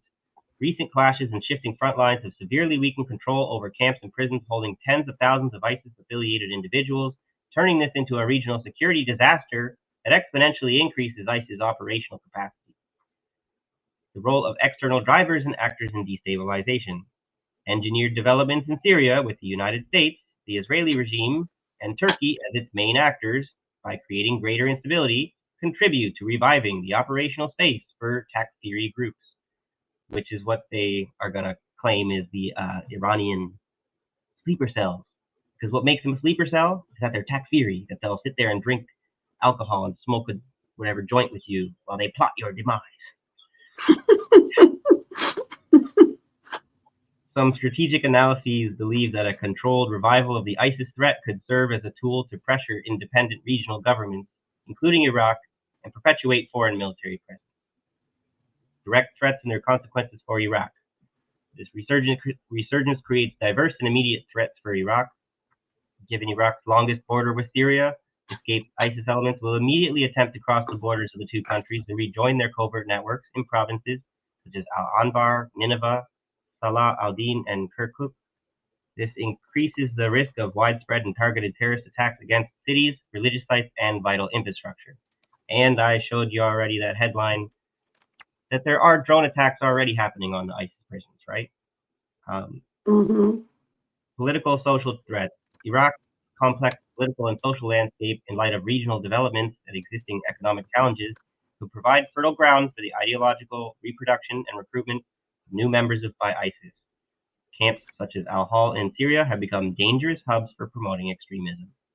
Any successful ISIS attack would undermine public trust in the ability of the central Iraqi government to provide security and could lead to the renewal of sectarian conflict, creating a vicious cycle of violence.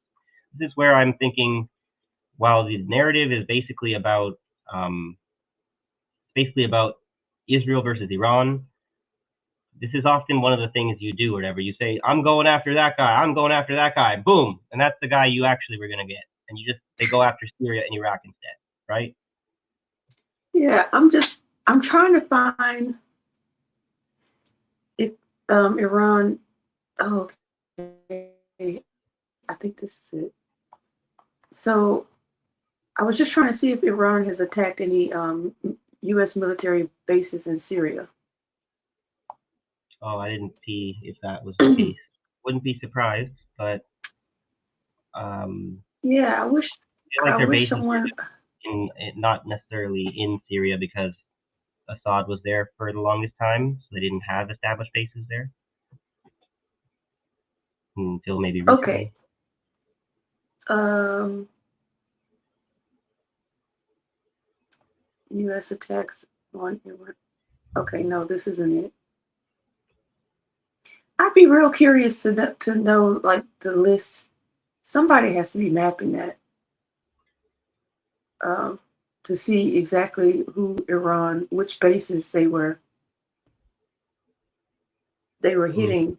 because just to see strategically where they find the biggest threats to be right now. Mm. That's all I stuff wonder if I that's can worth. find that. It's all worth Does anybody know in the chat? lots of developments coming out. Yep. Mapping of. I don't know how I would even Google this. Mapping of Iran airstrikes on military bases, I guess. On U.S. military bases. See if I can find it. Is there something else you want to share? I'm looking for that. Yeah, there's a couple things. I wanted to kind of shift back to the U.S. a little bit, and I want to make that link between the vanilla ISIS, where so there's a couple. We could do a little more like historical materialism instead of like the current events. There's a lot of things that have been happening. There's like news articles from years ago that are, who knew that how relevant they would be today, kind of thing, right? So I've got I wanted to look into the history of Iranian terrorist activity in the U.S. because that's like, oh, you can't make assumptions like that would never, there would be no history of that whatsoever. But when you look into it, I have, my suspicion is there's not really any real like Iranian funded and like whatever like terrorist activity that's actually connected to the Iranian government, right? And it's more from like the 1980s and stuff during the Cold War, when political assassination was completely normalized and the US was doing it all over the place. That was the only attack that was successfully carried out by what looks to be the Iranian regime in its like infancy in 1980, when the revolution was in 1979. And one of the people that, like, it was a single assassination. It wasn't like a terrorist bombing of a crowd of people like it is today, right? And it was a former Shah, a pro-Shah guy that had been involved in terrorist activities in Iran. And that they were bringing that person to justice because America was, go figure, harboring terrorists.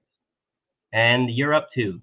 So they were, the reason why there's not much of this assassinations going on in the US is because it was more happening in Europe apparently. But there was a lot of these people who supported the Shah's murderous regime who got what they fucking deserved, and that they're making the Iranians out to be evil big bad terrorists for capping these motherfucking gangsters. Okay?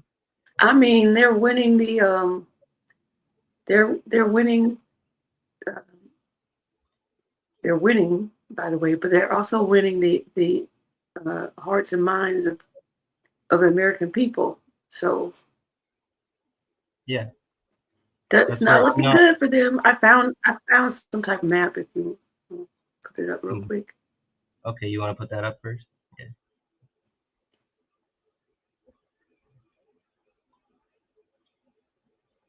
What's taking so long? There it is. Okay, maybe I can make this bigger. Yeah, Syria is kind of noticeably absent in those strike map.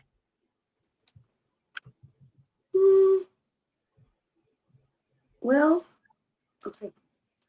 I need to move this down. Just one on the border of Turkey and Syria. Yeah, Al-Kamishli, that's where they said that the Kurds were fleeing because they were being invaded. Yeah, so the purple ones are retaliatory strikes by Iran. The red ones are U.S.-Israel strikes. The green ones are Israel strikes on Lebanon. And then the blue ones, the bright blue ones are, that's from 2025 though. U.S. strikes on nuclear sites. So Oh, This is yeah, we're gonna want to interesting. be keeping our eyes on Lebanon too. This is where, if there's any ground invasion that's going to be happening sooner rather than later, it's going to be in Lebanon. Israel's I going to don't. try again, probably going to fail miserably again. They're going to massacre a shit ton of people again. Hmm. And the Lebanese government and army can fucking die. They can go fuck themselves. You probably, I don't know if you've done enough research, but the Lebanese government has been like the Jordan government, where complete servants of Israel, betray their own people for decades now. And that's why Hezbollah needs to exist in the first place, because their own government doesn't have any integrity. I didn't realize they. I didn't realize they bombed Cyprus. Yeah, Cyprus, but that was a question about, is that an Israeli false flag? Because there was also a bombing in Saudi Arabia that Iran denied, and in Oman and Azerbaijan.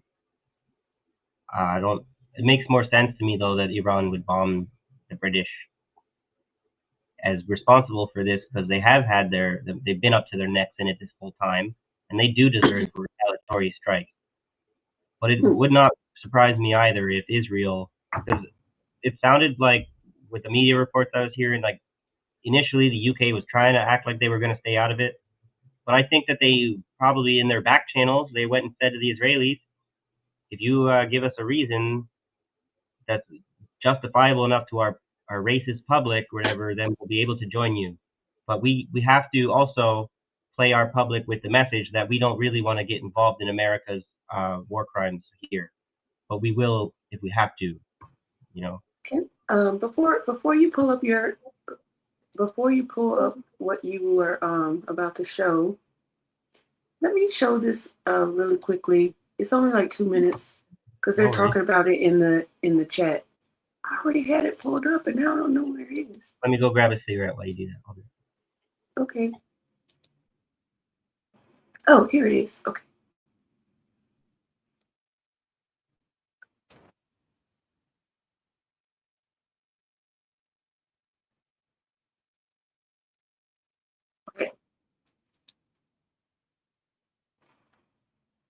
Okay, here it is. Because this will be a nice little break from this heavy topic. I hope Michael is around because this is so funny. There's a lot of reading about like terrorists and people that are liberating terrorists of all people, so they can be their foot soldiers. It's playing out the United States and Israel. Sorry, go ahead. Finish your statement. I was done. I was just doing my typical thing. I gotta add one last thing, and I don't really. Go ahead. Okay. I don't know if you've seen the cartoons that Iran has been putting out, but they're hilarious. War between Iran, the United States, and Israel is not just being fought with missiles and drones. It's playing out in the information and propaganda space as well, unfortunately. Iran has released a striking Lego-style animated video portraying this entire escalating crisis, while the White House is facing criticism over a montage that mixes footage from the video game Call of Duty with real US strikes on Iran, believe it or not. Here are the details.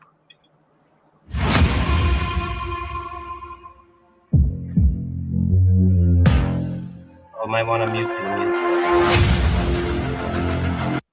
Oh, I gotta, that's not music though, that's just... They often copyright people for that, but we'll see what happens. Oh, okay.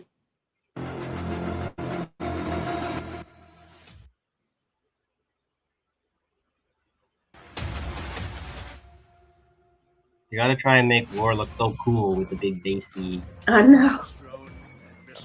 Right? I'm not sure if it's one. Yeah. And will not relent until the enemy is totally and decisively defeated.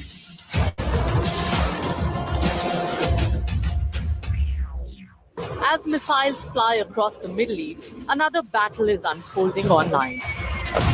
A war of narratives.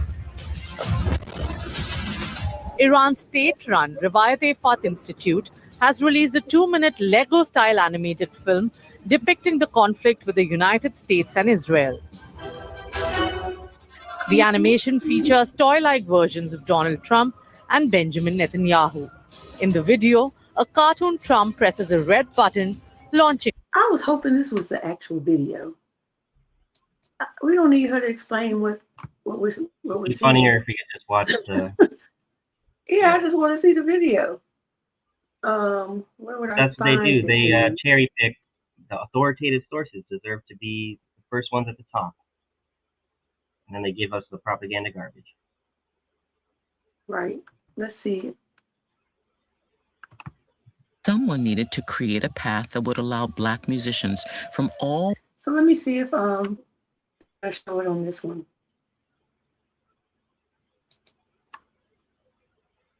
Oh, Rondo put the link in the Okay, chat. here we go.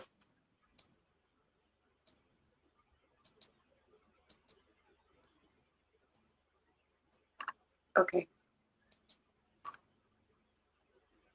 I'm just making it bigger and then I'll play it.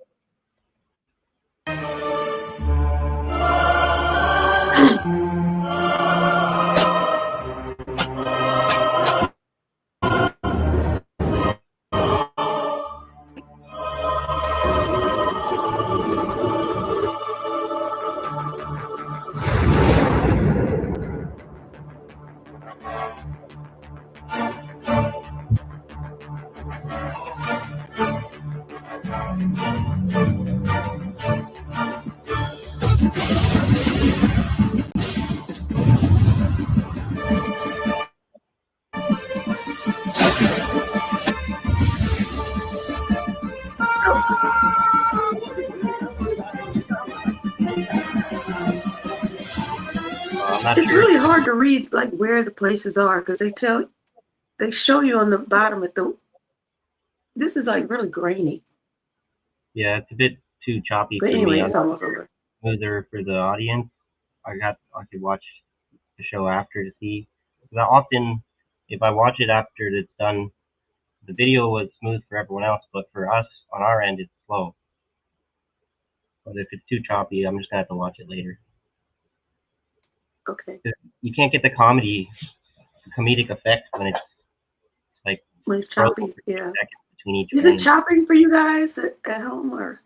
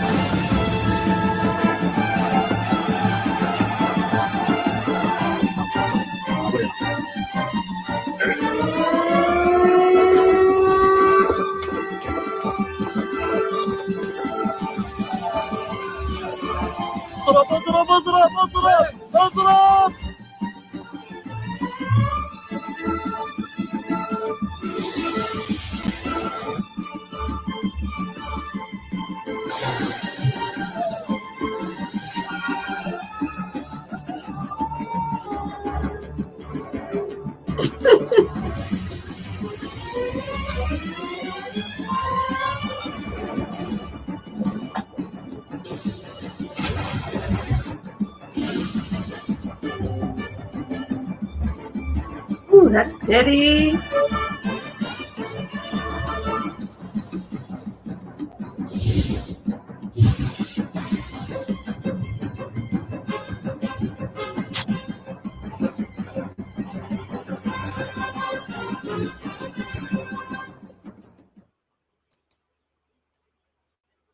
That was so petty. I saw a similar one. I don't know if it was from the Iranians, probably, but it wasn't Lego, but it was like a cartoon. It was like, I forget, like almost like the Wii kind of characters, you know, like the Wii Sports characters. But they were like babies. It was like Trump and Netanyahu as babies, and the new Khomeini Ayatollah guy as a baby, and then he like dropped the bomb on them. But they didn't really die. It was just like a cartoonish puff of smoke, and they were still there. Like, ooh, that hurt. Yeah, maybe it was choppy for them too, because it was blurry for me as well. So I don't know if Independent blurred it on purpose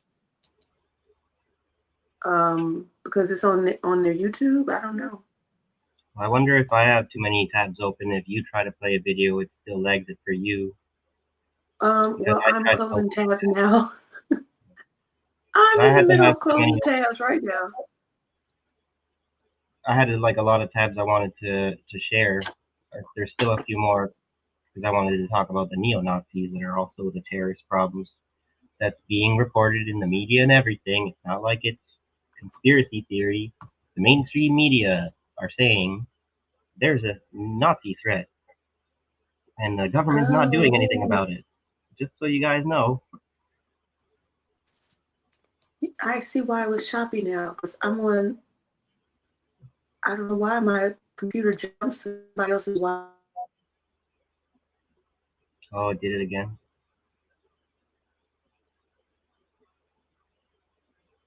Oh, now she's frozen because she's probably changing the Wi-Fi setting. Okay, I was on the wrong Wi-Fi. That's why. Good thing we figured it out. Mm-hmm. Okay. I don't think I really have any more videos though. I have one more. Rondo makes a good point. Rondo says, where was that point? You got to understand, they made this to explain the situation to children. Yep. Sad that it's probably more of an explanation than they'll get from their own parents or government. And if you put the link in the chat, if you guys want to go back and watch it, because it explains like everything that they were hitting. It shows you on the left-hand side at the bottom where that place was. So.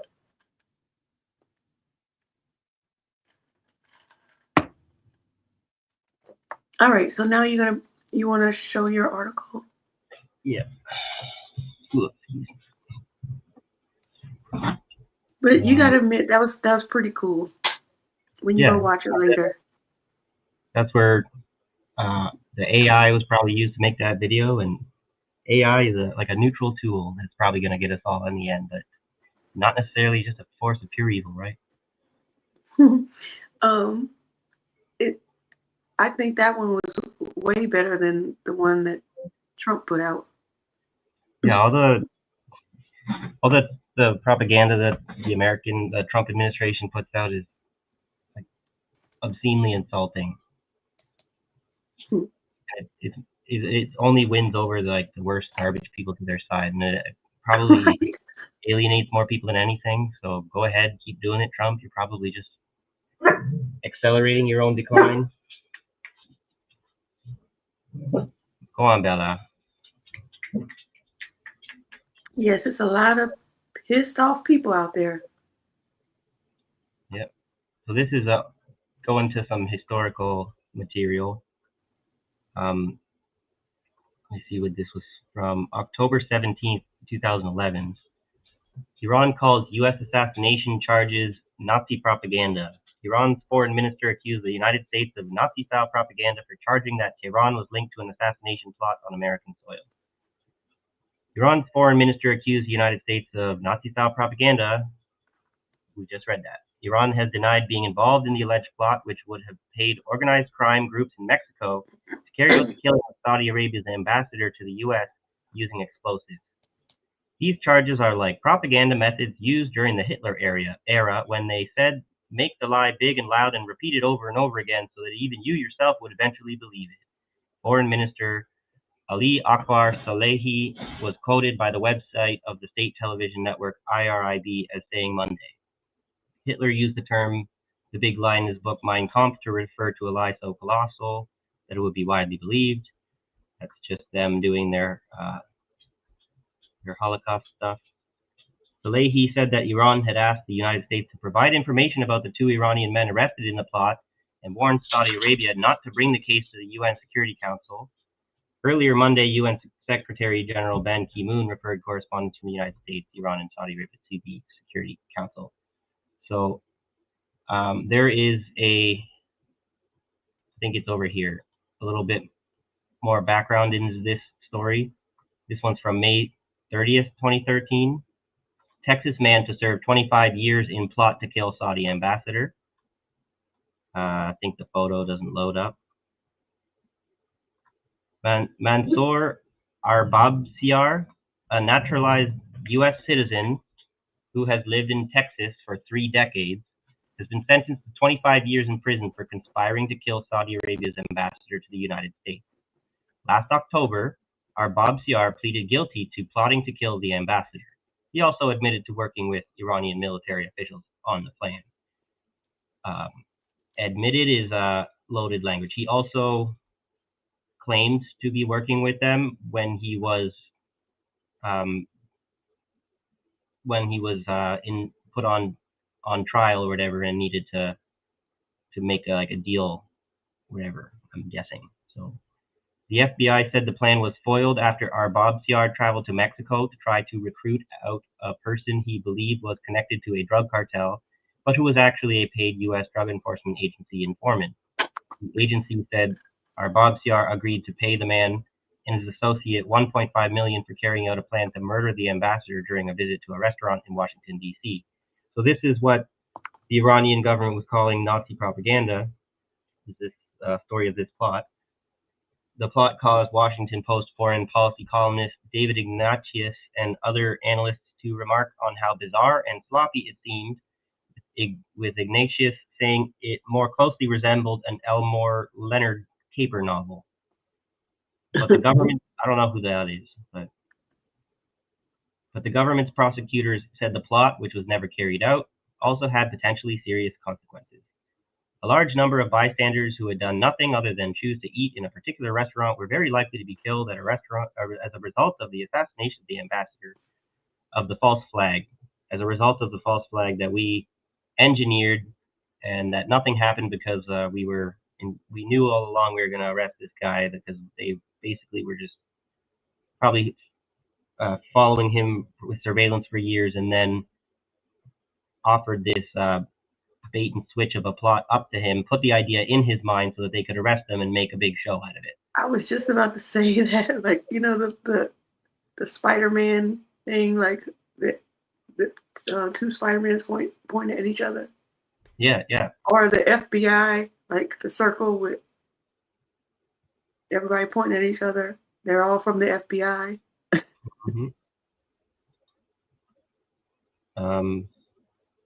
U.S. authorities said Ababsiar was recruited for the job by the Quds Force, a branch of the Iranian Islamic Revolutionary Guard Corps.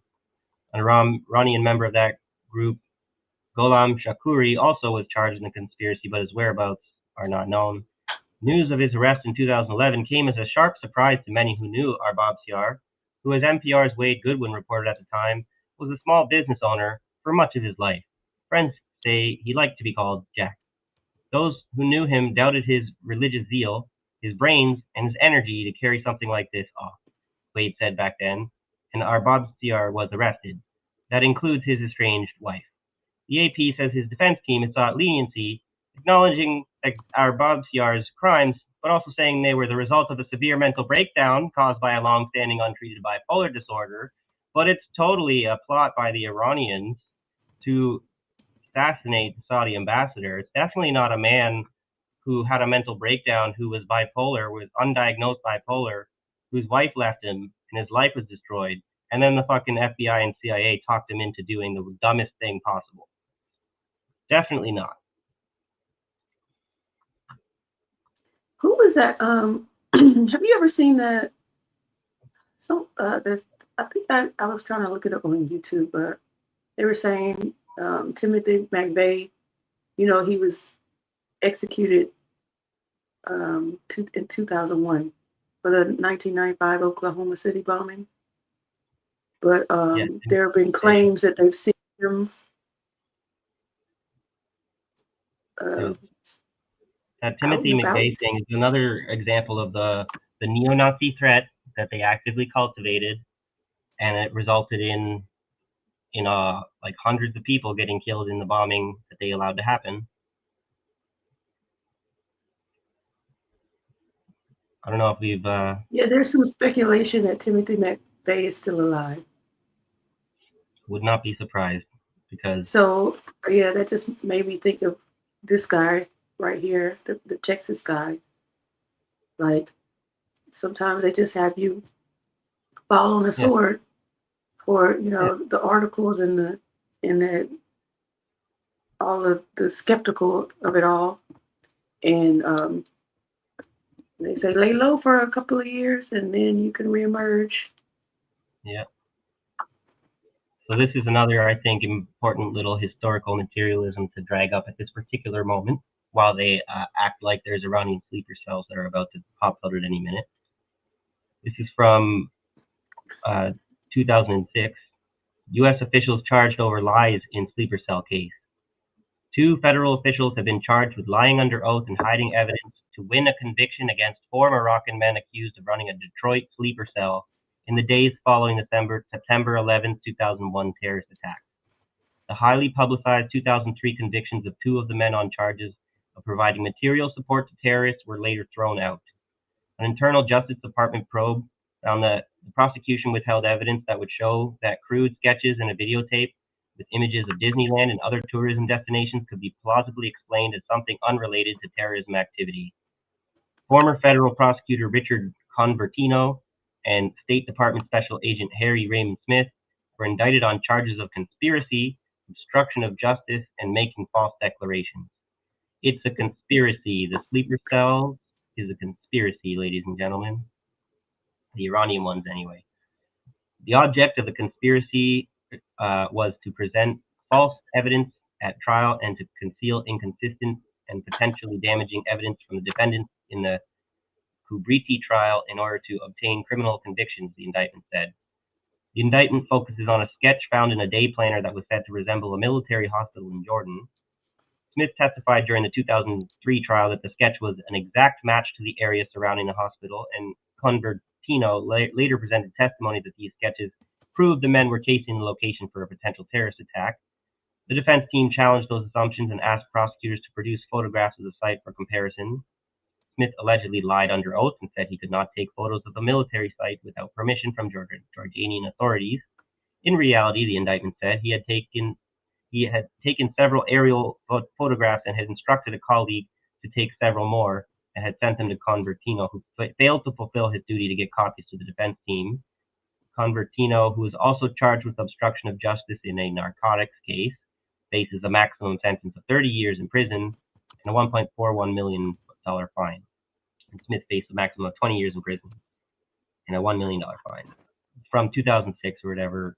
Just one small little example of the Americans not getting away with illegally imprisoning innocent people for crimes they didn't commit. So throw the book at them, right? There's a little bit of a case to be built here, though. That's just because it's like this is tip of the iceberg kind of stuff. I had another thing to jump over to Germany to demonstrate that the tactic of using a false flag terrorist attack is that the neo-Nazi is across the neo-Nazi world. These organizations are not necessarily, their loyalty is not to the nation so much as it is to the Nazism. I just had a comment about supposed sleeper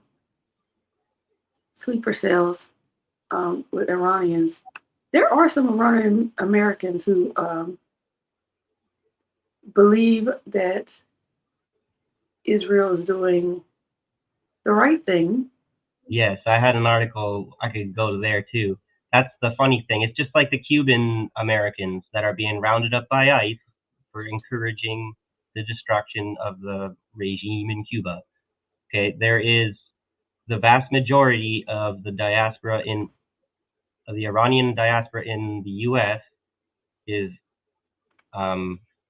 against the Iranian regime and supported Trump during the election, and they're being now rounded up by ICE and deported for supporting regime change against their own country. It's an I told you so moment for them. You know. I'm gonna show you this because I don't. Do you watch the Jubilee debates? I've heard of them. I haven't really watched them much. Some of them are quite interesting.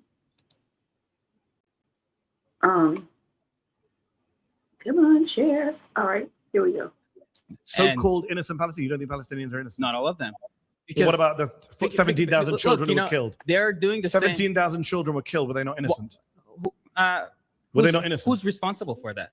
Israel, who dropped the bombs. Hamas is responsible. Hamas is responsible for hiding in hospitals and making tunnels underneath those hospitals. So when children are shot in the head by Israeli snipers not responsible for that? Look, it's a simple question. Here's the problem. When Israeli snipers shoot Palestinian children in Gaza in the head, as eyewitness testimony and doctors' testimony proves, that's not the fault of the Israeli snipers. This is the problem, because when you have the problem is you won't answer the question. I'll ask you a third time. When Israeli snipers shoot Palestinian children in the head, is that not the fault of Israeli snipers?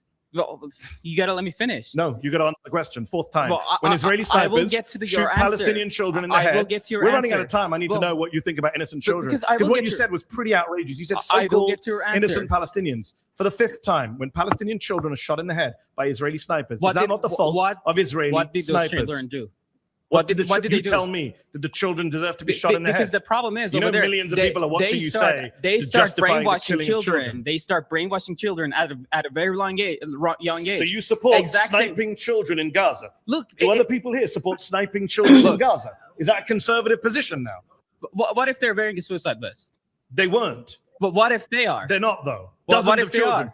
I have friends who went there. Doctors went to Gaza. American doctors. They came back as we had multiple children. What if they're hell bent? What if they're hell bent on killing you and your family? A 10-year-old child, an 8-year-old child, a 6-year-old child. What if? Because this is bad for you. Like you're sitting on they're brainwashing television. And look at how he looks like a spectacle with that USA tie. What is that? A USA clip on one side. What's on the other side? Yellow. Is that a don't tread on me? Flag. The what flag? The flag of Iran. No, that's underneath. Like, okay, above it, yeah. So maybe that's a some pin that's like. I think it might be a don't tread on me or something. Yeah, something. Uncle, he says, "Is Manny talking to Zorro?" Yeah. The guy looks ridiculous. He sounds ridiculous. It's one of the if it walks like a duck, it talks like a duck. Because this is like bad you said, for you. Like you're you said, sitting on they're live television them. where millions of people are going to see your neighbors, your friends. Millions of people, the killing of millions of people don't know what's going on. Even your fellow right wingers are saying, "Don't go this far." Millions of people don't know what's going on, including you, bud. It's amazing how people like to. They're brainwashed as if I can't be brainwashed. And so, according to his own logic, if he was brainwashed as a kid, then that means that he deserves to be sniped because he was brainwashed. Right. But he's not a kid, so and he still holds that brainwashed belief. So you should watch that one. That one was pretty good. That was I don't like so much. What's his name? Mehdi Hassan. Once again, mainstream media going to independent media, acting like he really cares. Nope, I don't trust you, whatever. Even if you're trying to buy your stairway to heaven, you did your dirty work for the mainstream media or whatever. You don't get to save your soul anymore. Not if I were God. Still controlled. Still could be controlled opposition. Still, it's like it's actually worse. It's more insidious, right? Because he's already done his damage, and he thinks whatever that they think that they can have someone like him re-infiltrate the minds of the people that are rejecting him.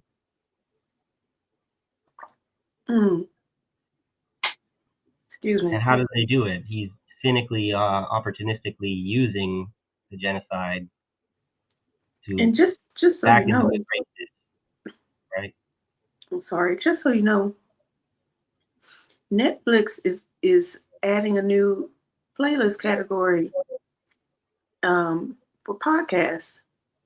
So Guess which podcasts I'm sure are going to be on there. All the usual suspects that came from mainstream media, and then the ones who have been popping up, like what is his name? Adam. He's on Midas Touch, and he is on what's her name? Abby Phillips' show a lot. He's like 23. Like, where did you come from? And how are you platformed on CNN like that? Is she on CNN? I don't know. I don't follow as much as these. Like, not being American, I'm not following American media as much as you do. Oh yeah, I don't really watch it, but I think it's CNN, not MSNBC. But of course, they're going to handpick the people and platform them on Netflix, and it's just insidious. Aww, Lance. Only channel you trust is Abby do. Thanks, Lance. Thanks, Lance. I hope you still watch other channels, though. I learned we just have to watch channels that we don't trust. We just have to take the listen to the information that people give out, whether we trust them or not, and do our best to suss out what value we can from it.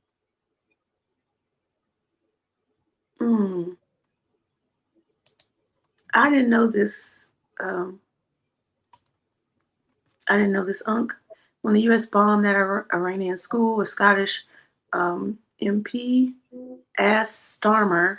I don't know who Starmer is in Parliament. Starmer is in Prime Parliament Minister of the UK. He's okay. the UK president. Thank you. Asked him if he supported the U.S. killing children. Starmer pivoted to 3,000 Scots living in the Middle East. Like, why are you answer the question? Is it yes or no?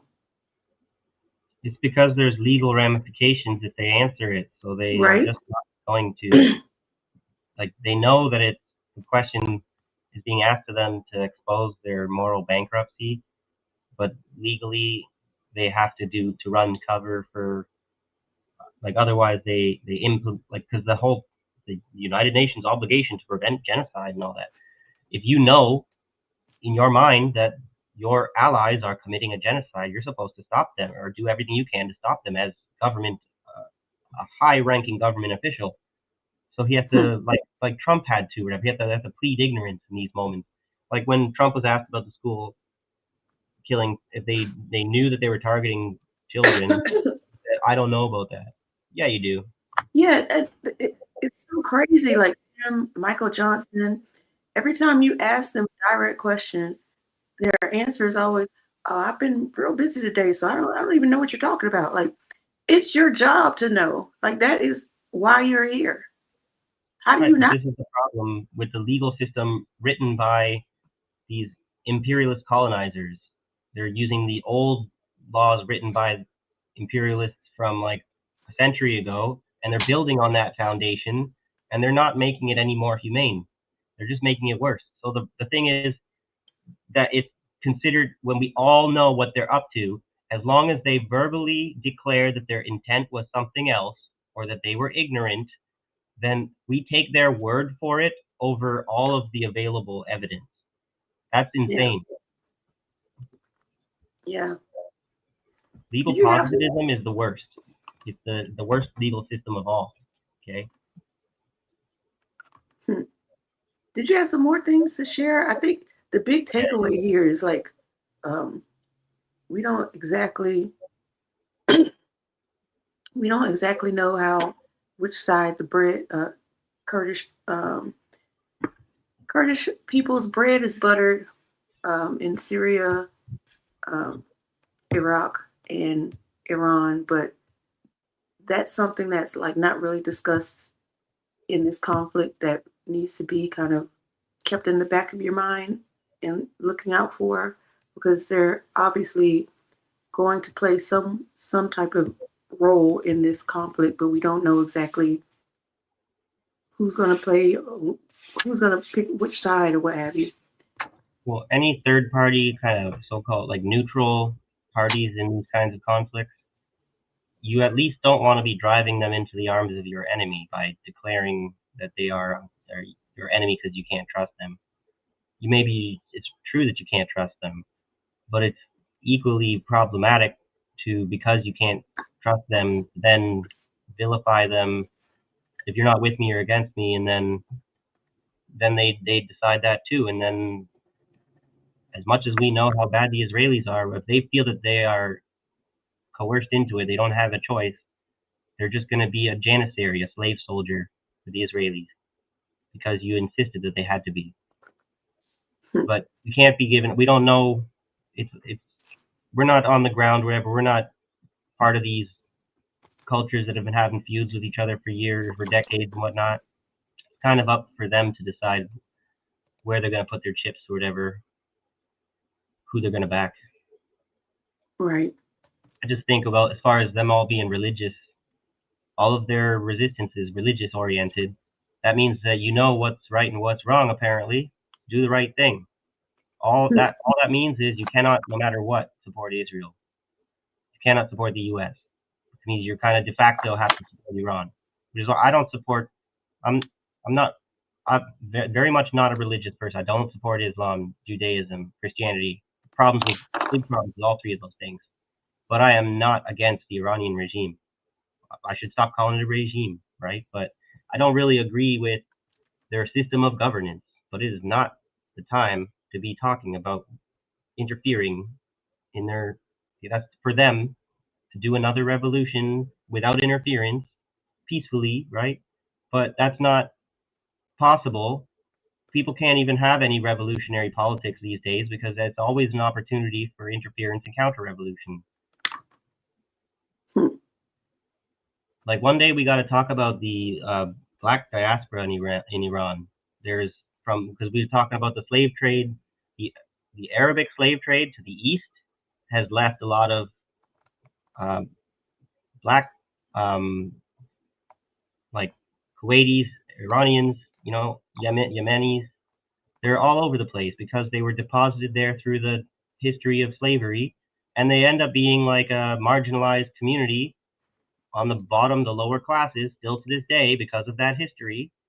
And so they don't really have agency in the direction of their country, but they've been there for thousands of years, so they're not like what you would, some kind of like woke leftist from the West, like you would expect. Like, they're Iranian as much as anything, but there's nuance, right? There's all kinds of different communities in Iran that are taking the back seat to the Islamic revolution. And so as much as it's good that they're anti-imperialist, their people are not really, like, it's just like with the Communist Party of China or whatever. As long as like everyone in power knows, like, you got to be convert to the Communist Party to have any success or whatever, you got to convert to Islam if you want to be someone successful in the predominantly Muslim countries. And it's just a kind of imbalance, a disadvantage that the other communities are at, that there is no curing because they're the target of America. And so then they want their own gains for their own culture inside their own country. And then they start to think, maybe if, I want to improve for my people, I got to go make a deal with the devil, America, or whatever. And then that's the worst thing they could possibly do. It doesn't mean they don't have genuine grievances with their governments and whatnot. It's that no one ever gets our genuine grievances addressed because of the elephant in the room, which is the fucking American empire and the genocidal Israelis.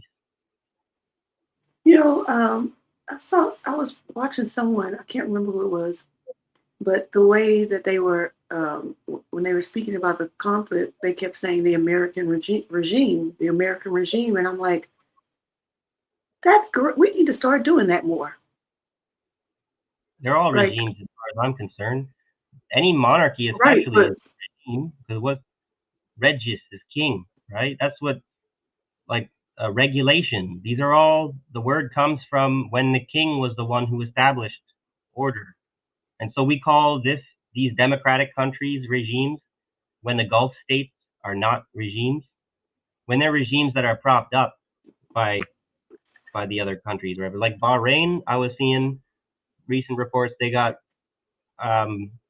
protests, like civil unrest breaking out in response to being on the wrong side of history, whatever. They're like, fuck you, whatever, for allowing our country to be bombed by Iran for being so, whatever, dangerously destabilizing of this entire region. You know, and so they want to pull down their monarchy, and guess who has to come to the rescue? Fucking Saudi Arabia. So you're not really in power of your own people, wherever. You're only in power because the other countries next door let you be in power. I think my point in that is that the way we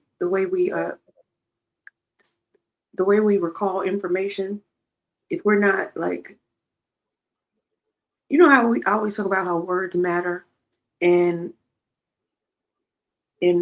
saying something consistently psychologically does something to a person's brain.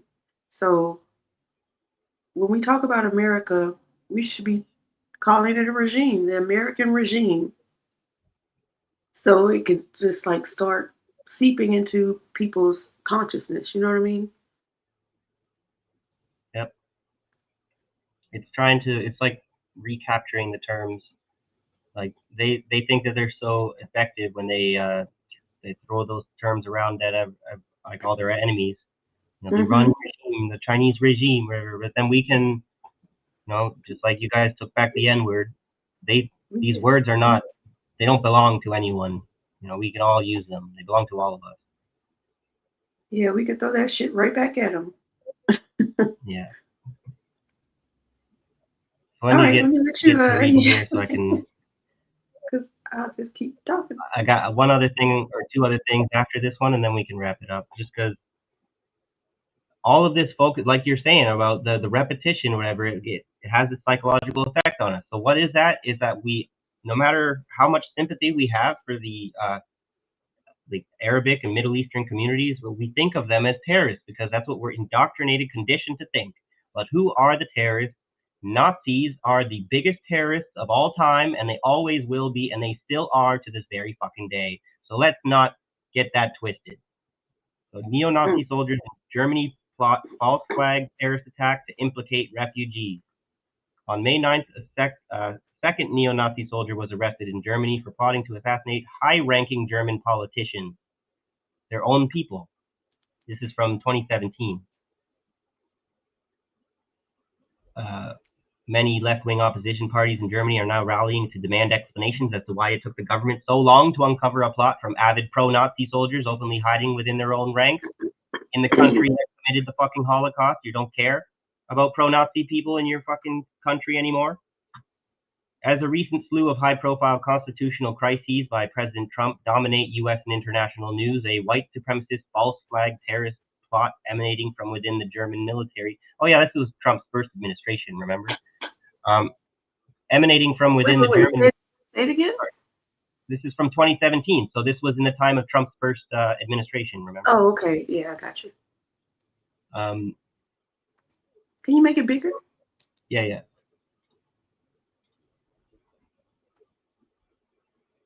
Yeah, that's good. So, a white supremacist false flag plot emanating from within the German military has continued to unfold since late April. From within the military. Complete national security incident, right? Outside of Germany, the story has received little attention, despite shocking revelations that high-ranking German politicians were targeted for assassination by the German military to influence the upcoming federal election scheduled for September 2017. On May 9, 2017, the German magazine Der Spiegel reported that federal prosecutors had arrested Maximilian T., the second German soldier accused of plotting to commit the false flag terrorist attack. The plot was first disclosed on April 27, 2017, when authorities announced the arrest of Franco A., a soldier in the army, and Matthias F., who is a university student. Prosecutors described the three suspects as pro-Nazi individuals who were all ready to kill for their cause. According to prosecutors, the two Nazi lieutenants are accused of drafting a hit list to stage a politically motivated mass shooting in Germany that would then be interpreted by the public as a radical Islamist terrorist attack by a recognized refugee. To carry out the false flag terrorist plot, Franco allegedly defrauded authorities and was then successfully granted asylum. The second soldier, who was stationed on the border at a joint French-German base in Ilkirk, is accused of deceiving officials to provide cover for Franco's fabricated Syrian refugee backstory. So I bring that up as a string of evidence, and I'm kind of getting a little bit going from like starting a few like decades ago, and then you come more up to today, and you have articles like this one coming out. March 3rd, 2026. White nationalist fight clubs pose risk for extreme violence, warns government report. Disproportionate number of groups operating in Canada, says first look at ministry's approach. Here's very Nazi-like, right? The growing white nationalist active club movement poses a risk for extreme violence in Canada, according to an internal Public Safety Canada brief obtained by CBC News. The report appears to reveal for the first time that the federal department that oversees the RCMP is addressing this movement directly. In previous reporting, the RCMP would not specifically comment on the rapid rise of active clubs, white nationalist groups that operate under the guise of getting fit through training in combat sports. Of the more than 200 known active club chapters globally, a disproportionate number, more than 30, operate in Canada, according to the report. And that's the number of known active clubs, by the way. Second Sons Canada, a similar far-right group, has more than 15 chapters. They're making a lot of money by people going to these gyms or whatever. These fascist fight clubs have increasingly moved from online forums to real-world training and public demonstrations. White nationalism is the biggest threat it's ever been, said Evan Balgord, executive director of the Canadian Anti-Hate Network, who calls these groups the biggest ideologically motivated extremist threat in Canada. The report should galvanize this government to act, he said. The government and law enforcement haven't really done anything significant to stop it, and they won't, because they are part of this fucking white supremacist movement, whether they wear a fucking police officer uniform or a military uniform or not. In 2023, RCMP arrested 3 Canadians for their activities related to neo-Nazi groups like Atomwaffen Division, which has been linked to 5 killings in the U.S. in recent years. They're killing U.S. citizens. You're supposed to be doing something about that. It was disbanded in Canada after Public Safety Canada listed the group as a terrorist organization in 2021. Those 3 people were also involved with organizing, leading, or developing propaganda for active clubs, according to the report. Not sure. I guess I'll just read this here, because I wanted to get to the, there's neo-Nazi terror groups, steps up U.S. operations as FBI pulls back, right? There's another article. So maybe I don't necessarily have time to, I'll put them in the description or the Discord for you to read, but it's just establishing that we know that it's a growing threat and they're doing nothing about it in both Canada and the U.S. The U.S., they're not just doing nothing about it wherever they're like going out of their way to do less and less. Oh yeah, they pulled them. They pulled them as a terrorist organization, and they call it a terrorist organization. No. I'm saying do anything to crack down on it. Well, I'm saying in America, they like removed. I can't remember who they removed, but one of those, Nazi-ish places. Right. Oh, there's a question on the floor.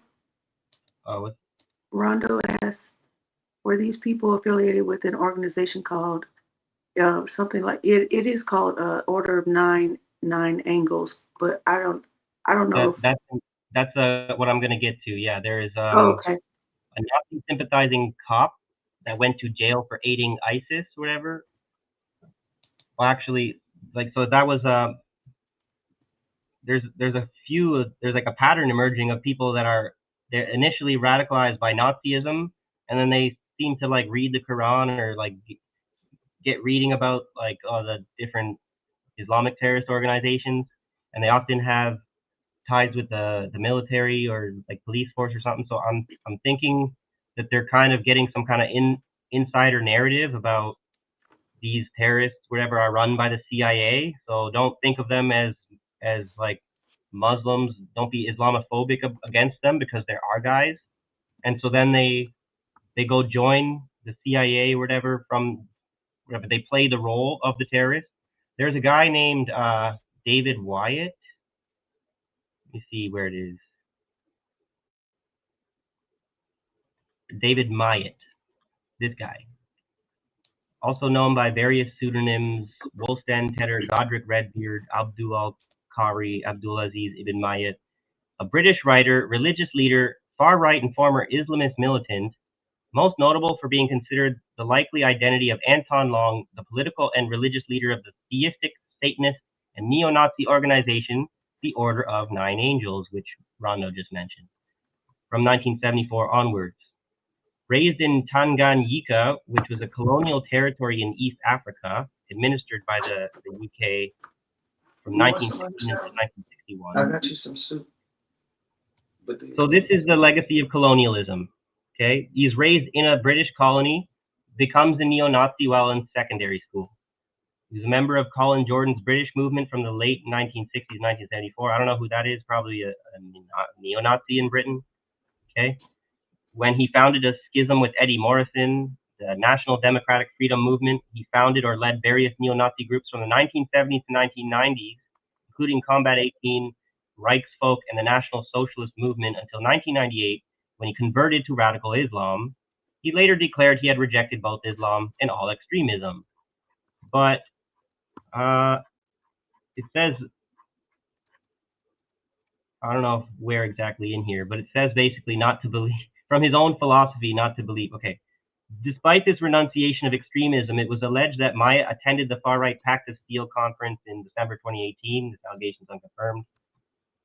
Scholar Andre Pallier argued that it was plausible that his 2013 renunciation of extremism is likely another disingenuous, sinister trick, part of ONA's sinister game that advises not to trust what people say about their experiences, their achievements, and themselves.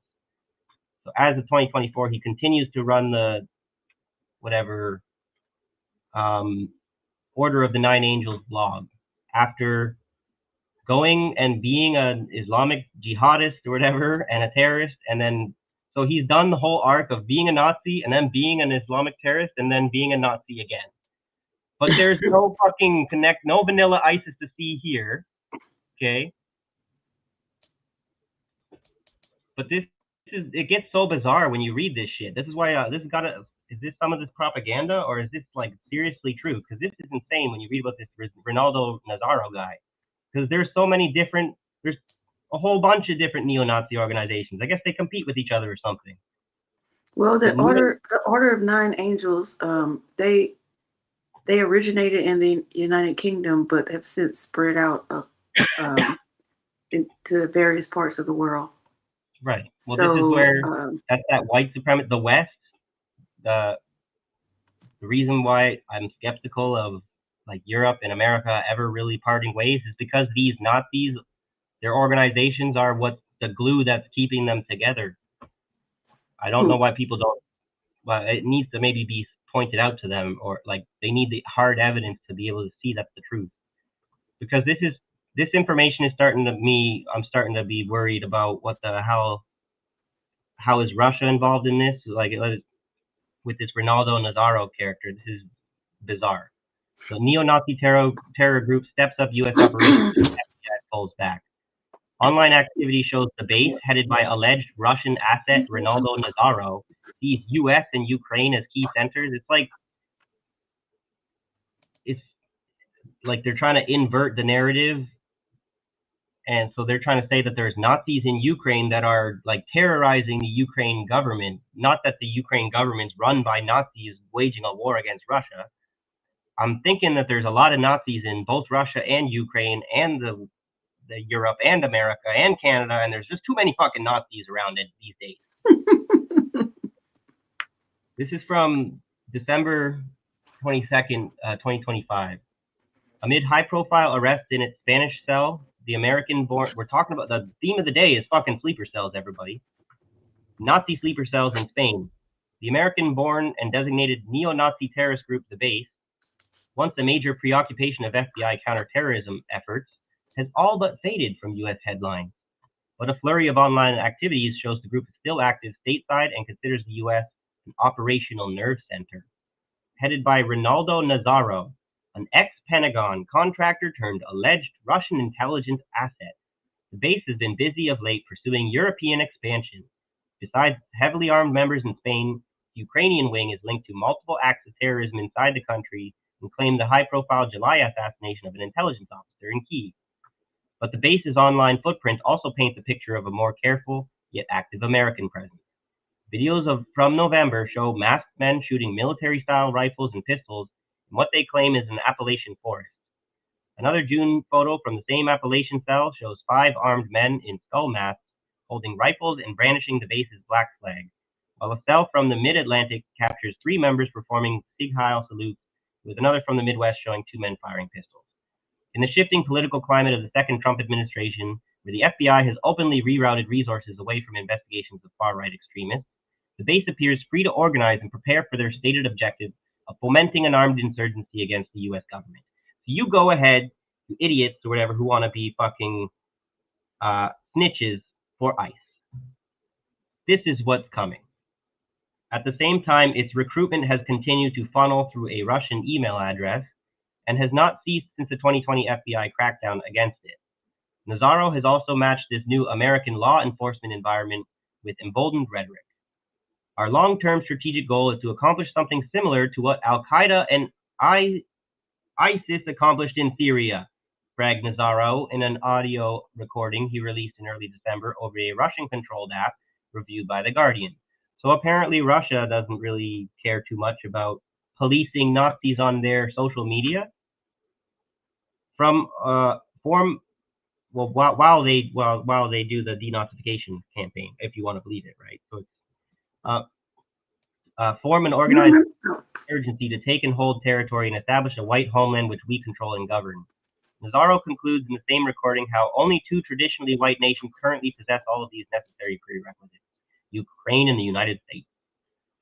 So, but this is from The Guardian, so I understand that we should maybe be a little bit skeptical, right? Remember when all of our lawmakers acknowledged? Remember when all our lawmakers were acknowledging, like the Azov Battalion in Ukraine, and how they had so many Nazis in their military, but then when that war broke out between Russia and Ukraine, they all just forgot, purposely just forgot, and it kept being revealed. And like they were showing videos of the military and, you know, trying to drum up support for them. And they have like Nazi patches on their uniforms, and they have to like try to, oh wait, shit, we gotta make sure we hide those things. Yeah. And I can't remember that man's name. Like they proudly support what's his name? Steve something Barron. I forget. Oh, Bandera, yeah. Bandera, yes, thank you. Stepan Bandera. Thank you. Right. We got too many of those in Canada. Mm. So, Nazaro's recent statements mark a troubling escalation that's been unfolding over the past several months, said Stephen Rye, an analyst at the Institute for Strategic Dialogue, who pointed out that Nazaro initially suggested over the summer Ukraine would be the only country where he was sanctioning attacks. More recently, however, Nazaro has explicitly expanded this endorsement of violence to other contexts, including the United States, where he has called for the establishment of so-called acceleration teams aimed at destabilizing society and weakening government authority through attacks on critical infrastructure. In a post on Vkontakte, the Russian knockoff of Facebook, where it maintains an account, the base was explicitly calling for cells to use targeted attacks on essential infrastructure and resources, which could contribute to the political fragmentation of the country over time. The attacks remain consistent. Its Ukraine cell is seen within the base as a model of active insurgency against the Ukrainian government. This is where there's something suspicious about this, and I gotta do more research, but it seems like this guy is a real ex-Pentagon guy who's living in Russia, who is a neo-Nazi. It's just like confusing as far as what the rhetoric of the governments have said about what they're doing to combat terrorists and Nazis and what their actions actually reflect. Europol and Spanish police who executed the raid against the Spanish cell in early December did not say if American authorities had any contact with them during or before their takedown of the base.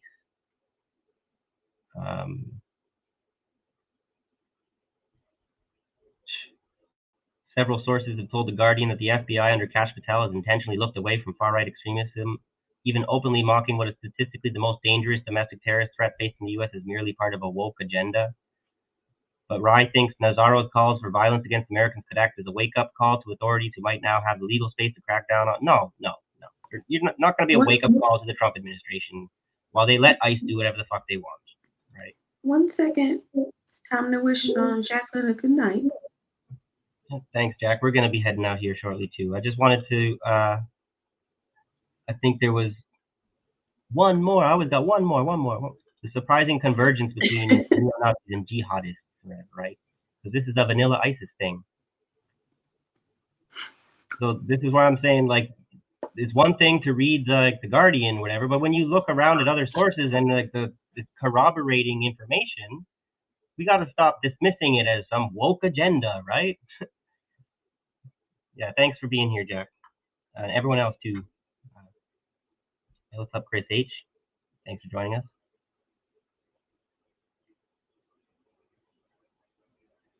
Okay, so real quick here, because I just want to we'll be a wrap up by 9 o'clock or whatever. 3 hours is good. So, surprising convergence between neo-Nazis and jihadis. A new terrorism case shows that the two extremist movements attract the same people. Let me make it a bit bigger.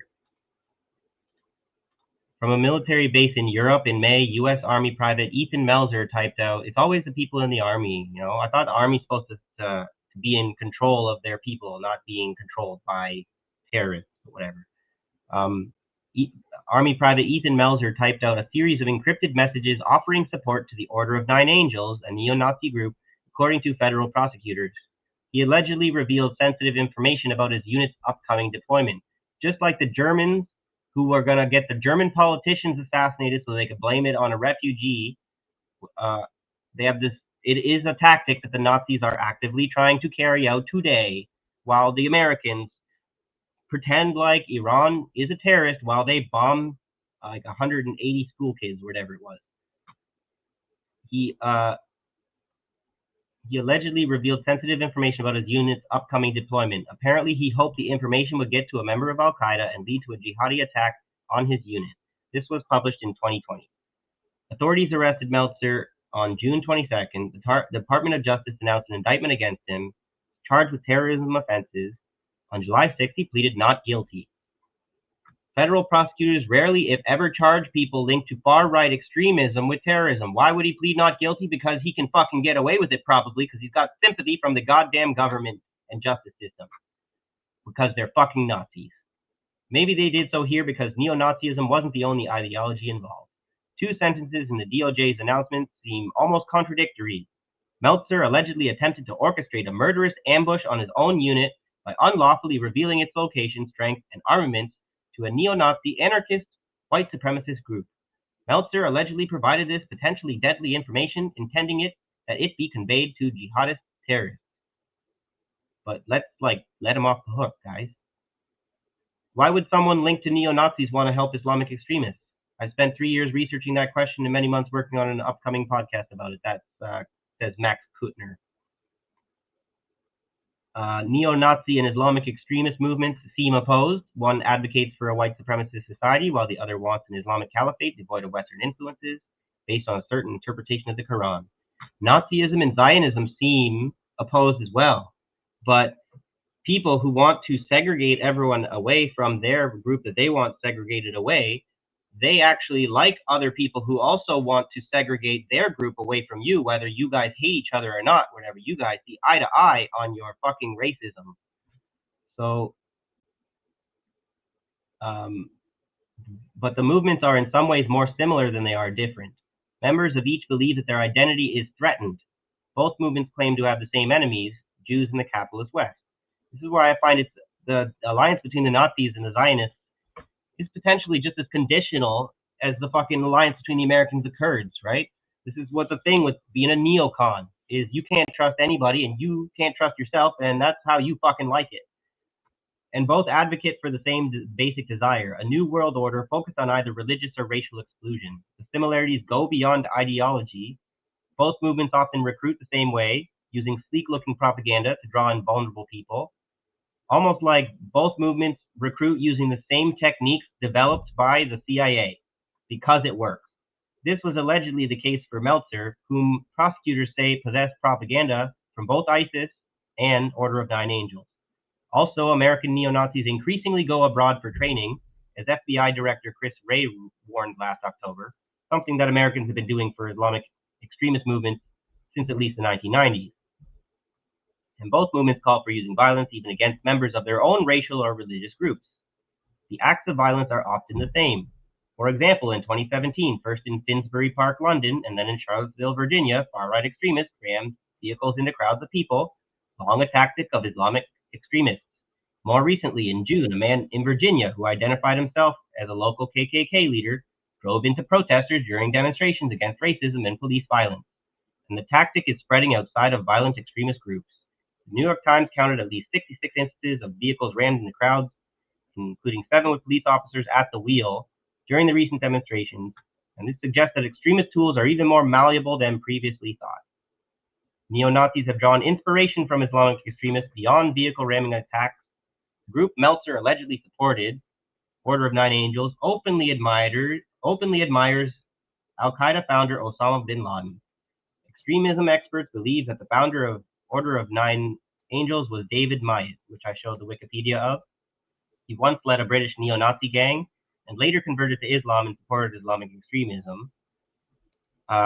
Westfield State University professor George Michael wrote in his 2006 book, The Enemy of My Enemy, the alarming convergence of militant Islam and the extreme right, that Mayet has arguably done more than any other theorist to develop a synthesis of the extreme right and Islam. In these ways and others, there has been crossover between neo-Nazis and Islamic extremists. David Gartenstein Ross, CEO of Valens Global, a firm that analyzes violent threats by non-state actors, that sounds like fucking CIA kind of firm, has called this fringe fluidity. In a 2008 article in the journal Studies in Conflict and Terrorism, he identified 8 examples of far-right and Islamic extremists cooperating, or of members of one movement switching to the other. A recent example he mentioned is that of Nicholas Young, a former Washington, D.C. transit police officer who in 2018 was sentenced to 15 years in prison for attempting to support. Young's home was full of Nazi paraphernalia. He had a Nazi tattoo, and he had once attended a neo-Nazi gathering. This guy, I had a little thing too. Like I was saying about that bipolar guy, Iranian American, who got talked into doing this plot against the Saudi ambassador. The Texas guy. Yeah, this Nicholas Young, same kind of thing. Whatever, he was like, they investigated him for years. They spent like millions of dollars on investigating him so that they could let him go abroad and participate in that shit, whatever. And like, I'll have to put that one in the Discord, or whatever. We've been going long enough. I think I've kind of drove the point home. And if anyone wants to read up on that one in their spare time. I tried to make a comment, but StreamYard or YouTube, I don't know, like wouldn't let me post it. It was to Chris. That happened to you tonight too? Yeah, the very beginning, I just tried to say, hi guys, we'll be starting soon. And it's like, YouTube blocked your comment, it thought it's spam. Go fuck yourself. I think maybe it's because of what I said, because I was like, gosh, he's such a dumbass. I'm like, no, it's not even what you said at all. He really should have, instead of getting that tatted on him, he should have got Goy tatted on him. Well, I can see why that might be considered grounds for censorship, or whatever. But no, they're literally censoring us for completely ridiculous reasons. I said, hi guys, we'll be starting in a minute, or whatever, something like that. And that was like offensive. No, they're just like arbitrarily. They're trying to fuck with our heads with this blocking censorship stuff. Well, this was nice.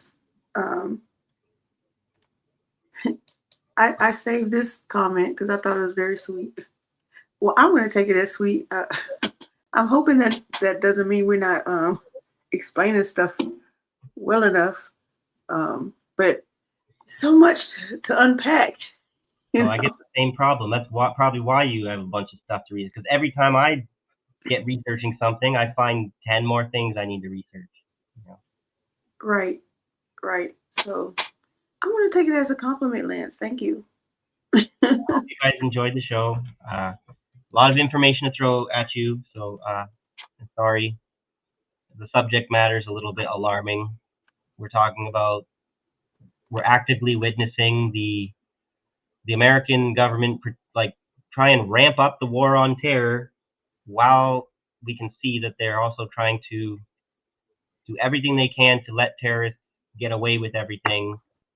Very concerning. And the left is in disarray. We all can't figure out what to fucking do, while the right is doing their fight club, whatever organizing, getting ready to smash the shit out of us in the street. And we're sitting here bickering over whatever, to be woke or not to be woke. It's interesting that you said that, because I was about to share this and I was like, no, maybe I should wait till Tuesday.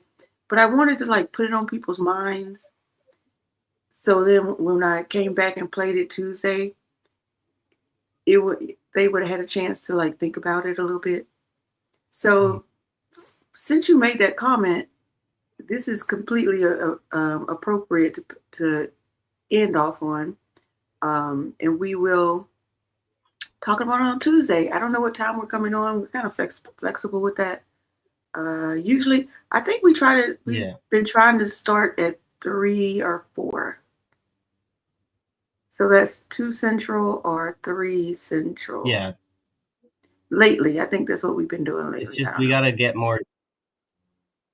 We gotta be more disciplined about if we're starting later, to get off later, because I can't be staying up till 3 o'clock in the morning every week, every Tuesday.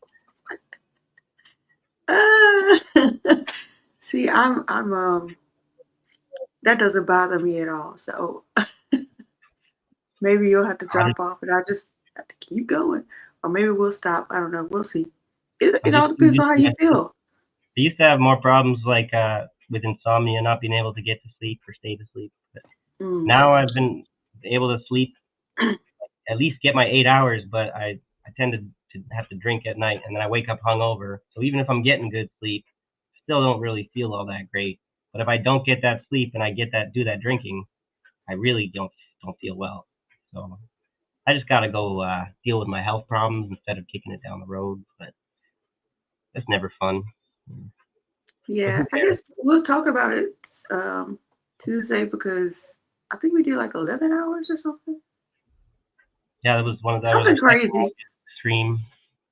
That was a good stream. We had 600 views though. That was more than 600 views. But I wonder if it's because of the controversy. I don't know. It's the Schadenfreude. It's what people like. They want to see people eat each other. Yeah, we got to talk about that Tuesday too, because we got to come up with some rules of engagement, that if those rules are not being followed, you got to get bumped.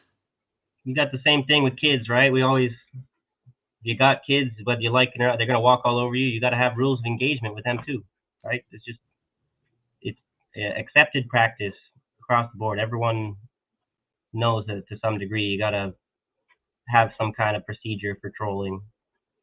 But yeah, but this is our first, we just started doing this, so we're learning. So well, we're not used to getting I was gonna say thank you for those of you who shared our stream on Tuesday, because we don't get that many views without people sharing. So thank you for that. But we're not used to getting shared for salacious stuff, right? It's not what we're looking for. Okay, so I'm going. You guys have a wonderful, what's today, Thursday? So a wonderful weekend. Take care of yourselves, your family, and each other. I'm sure we'll I'll see you in a live chat before Tuesday. Yeah. So until we meet again, Mm-hmm. Yeah, we're family. We're family, and I appreciate my newfound family. I think Lance has got the comment for the way out for tonight. Try not to sleep in any cell for a while, guys. I know it's not easy, but if you can manage, stay away from them sleeper cells. Yes, please don't get caught up. See you later. Good night, guys. Peace.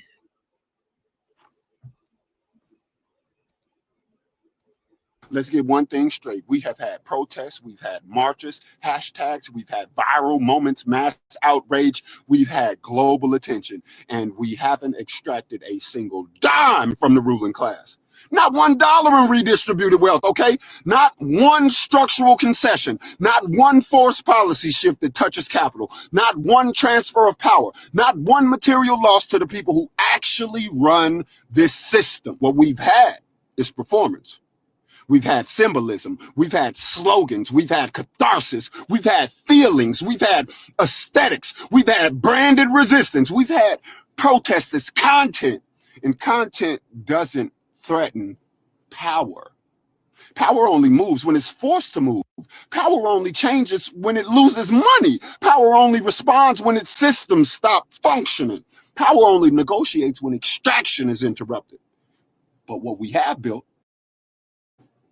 we've built stages, we've built festivals, we've built panels, speaker lists, we've built influencer pipelines, nonprofit careers, we've built consultant ecosystems, we've built merch tables and donation funnels.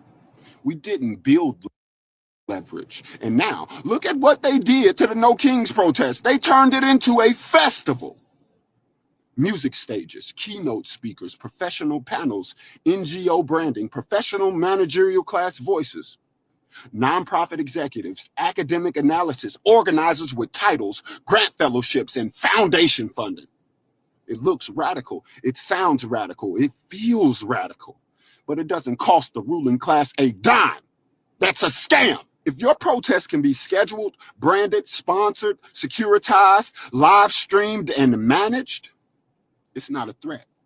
If your resistance has keynote speakers, it's not resistance. If your movement has a VIP section, it's not a movement. If your struggle has a stage manager, it's already absorbed. They didn't repress it. They didn't crush it. They didn't outlaw it. They absorbed it. They turned rage into ritual. They turned anger into art. They turned resistance into resume lines. They turned struggle into social capital. They turned suffering into speaking engagements. In the professional managerial class, like always, are the middle layer, not the ruling class, not the working class, the translator class, the manager class, the credential class, okay? The nonprofit class, the consultant class, the foundation funded class, the class that doesn't own shit, but manages the narratives, okay? They manage the organizations, the funding, the language, the optics, and the structure.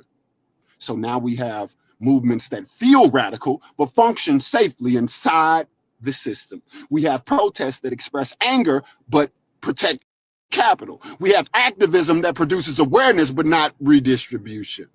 We have resistance that creates visibility, but not vulnerability for power. We don't threaten supply chains. We don't disrupt logistics. We don't interrupt profit flows. We don't destabilize extraction. We don't touch assets. We don't touch property relations. We don't touch ownership structures. So nothing changes because nothing is forced to change. And this is what all the people in the comment section hate for me to say. If the ruling class can ignore you, you're not a movement. If the ruling class can fund you, you're not a threat. If the ruling class can platform you, you're not dangerous. If the ruling class can absorb you, you're not disruptive. If the ruling class can wait you out, you've already lost. No kings means nothing if their wealth goes untouched. No kings means nothing if their power is uninterrupted. No kings means nothing if their system is still running perfectly. Revolution is not a vibe. It is not a festival. It is not a stage. It's not a panel or a nonprofit. It's not a brand. It's not a content strategy. It's leverage. It's disruption. It's extraction. It's pressure. It's cost. It's consequence. It's forced negotiation until the ruling class is losing money, control, legitimacy, and stability. Everything else is performance, and performance is safe. So don't tell me about awareness. Don't tell me about representation. Don't tell me about vibes. Don't tell me about the conversation. Don't tell me about no goddamn symbolism. Show me loss. Show me concessions. Show me redistribution. Show me power transfer. Show me structural change. Show me material wins. Because until then, we're not challenging the kings. We're entertaining them.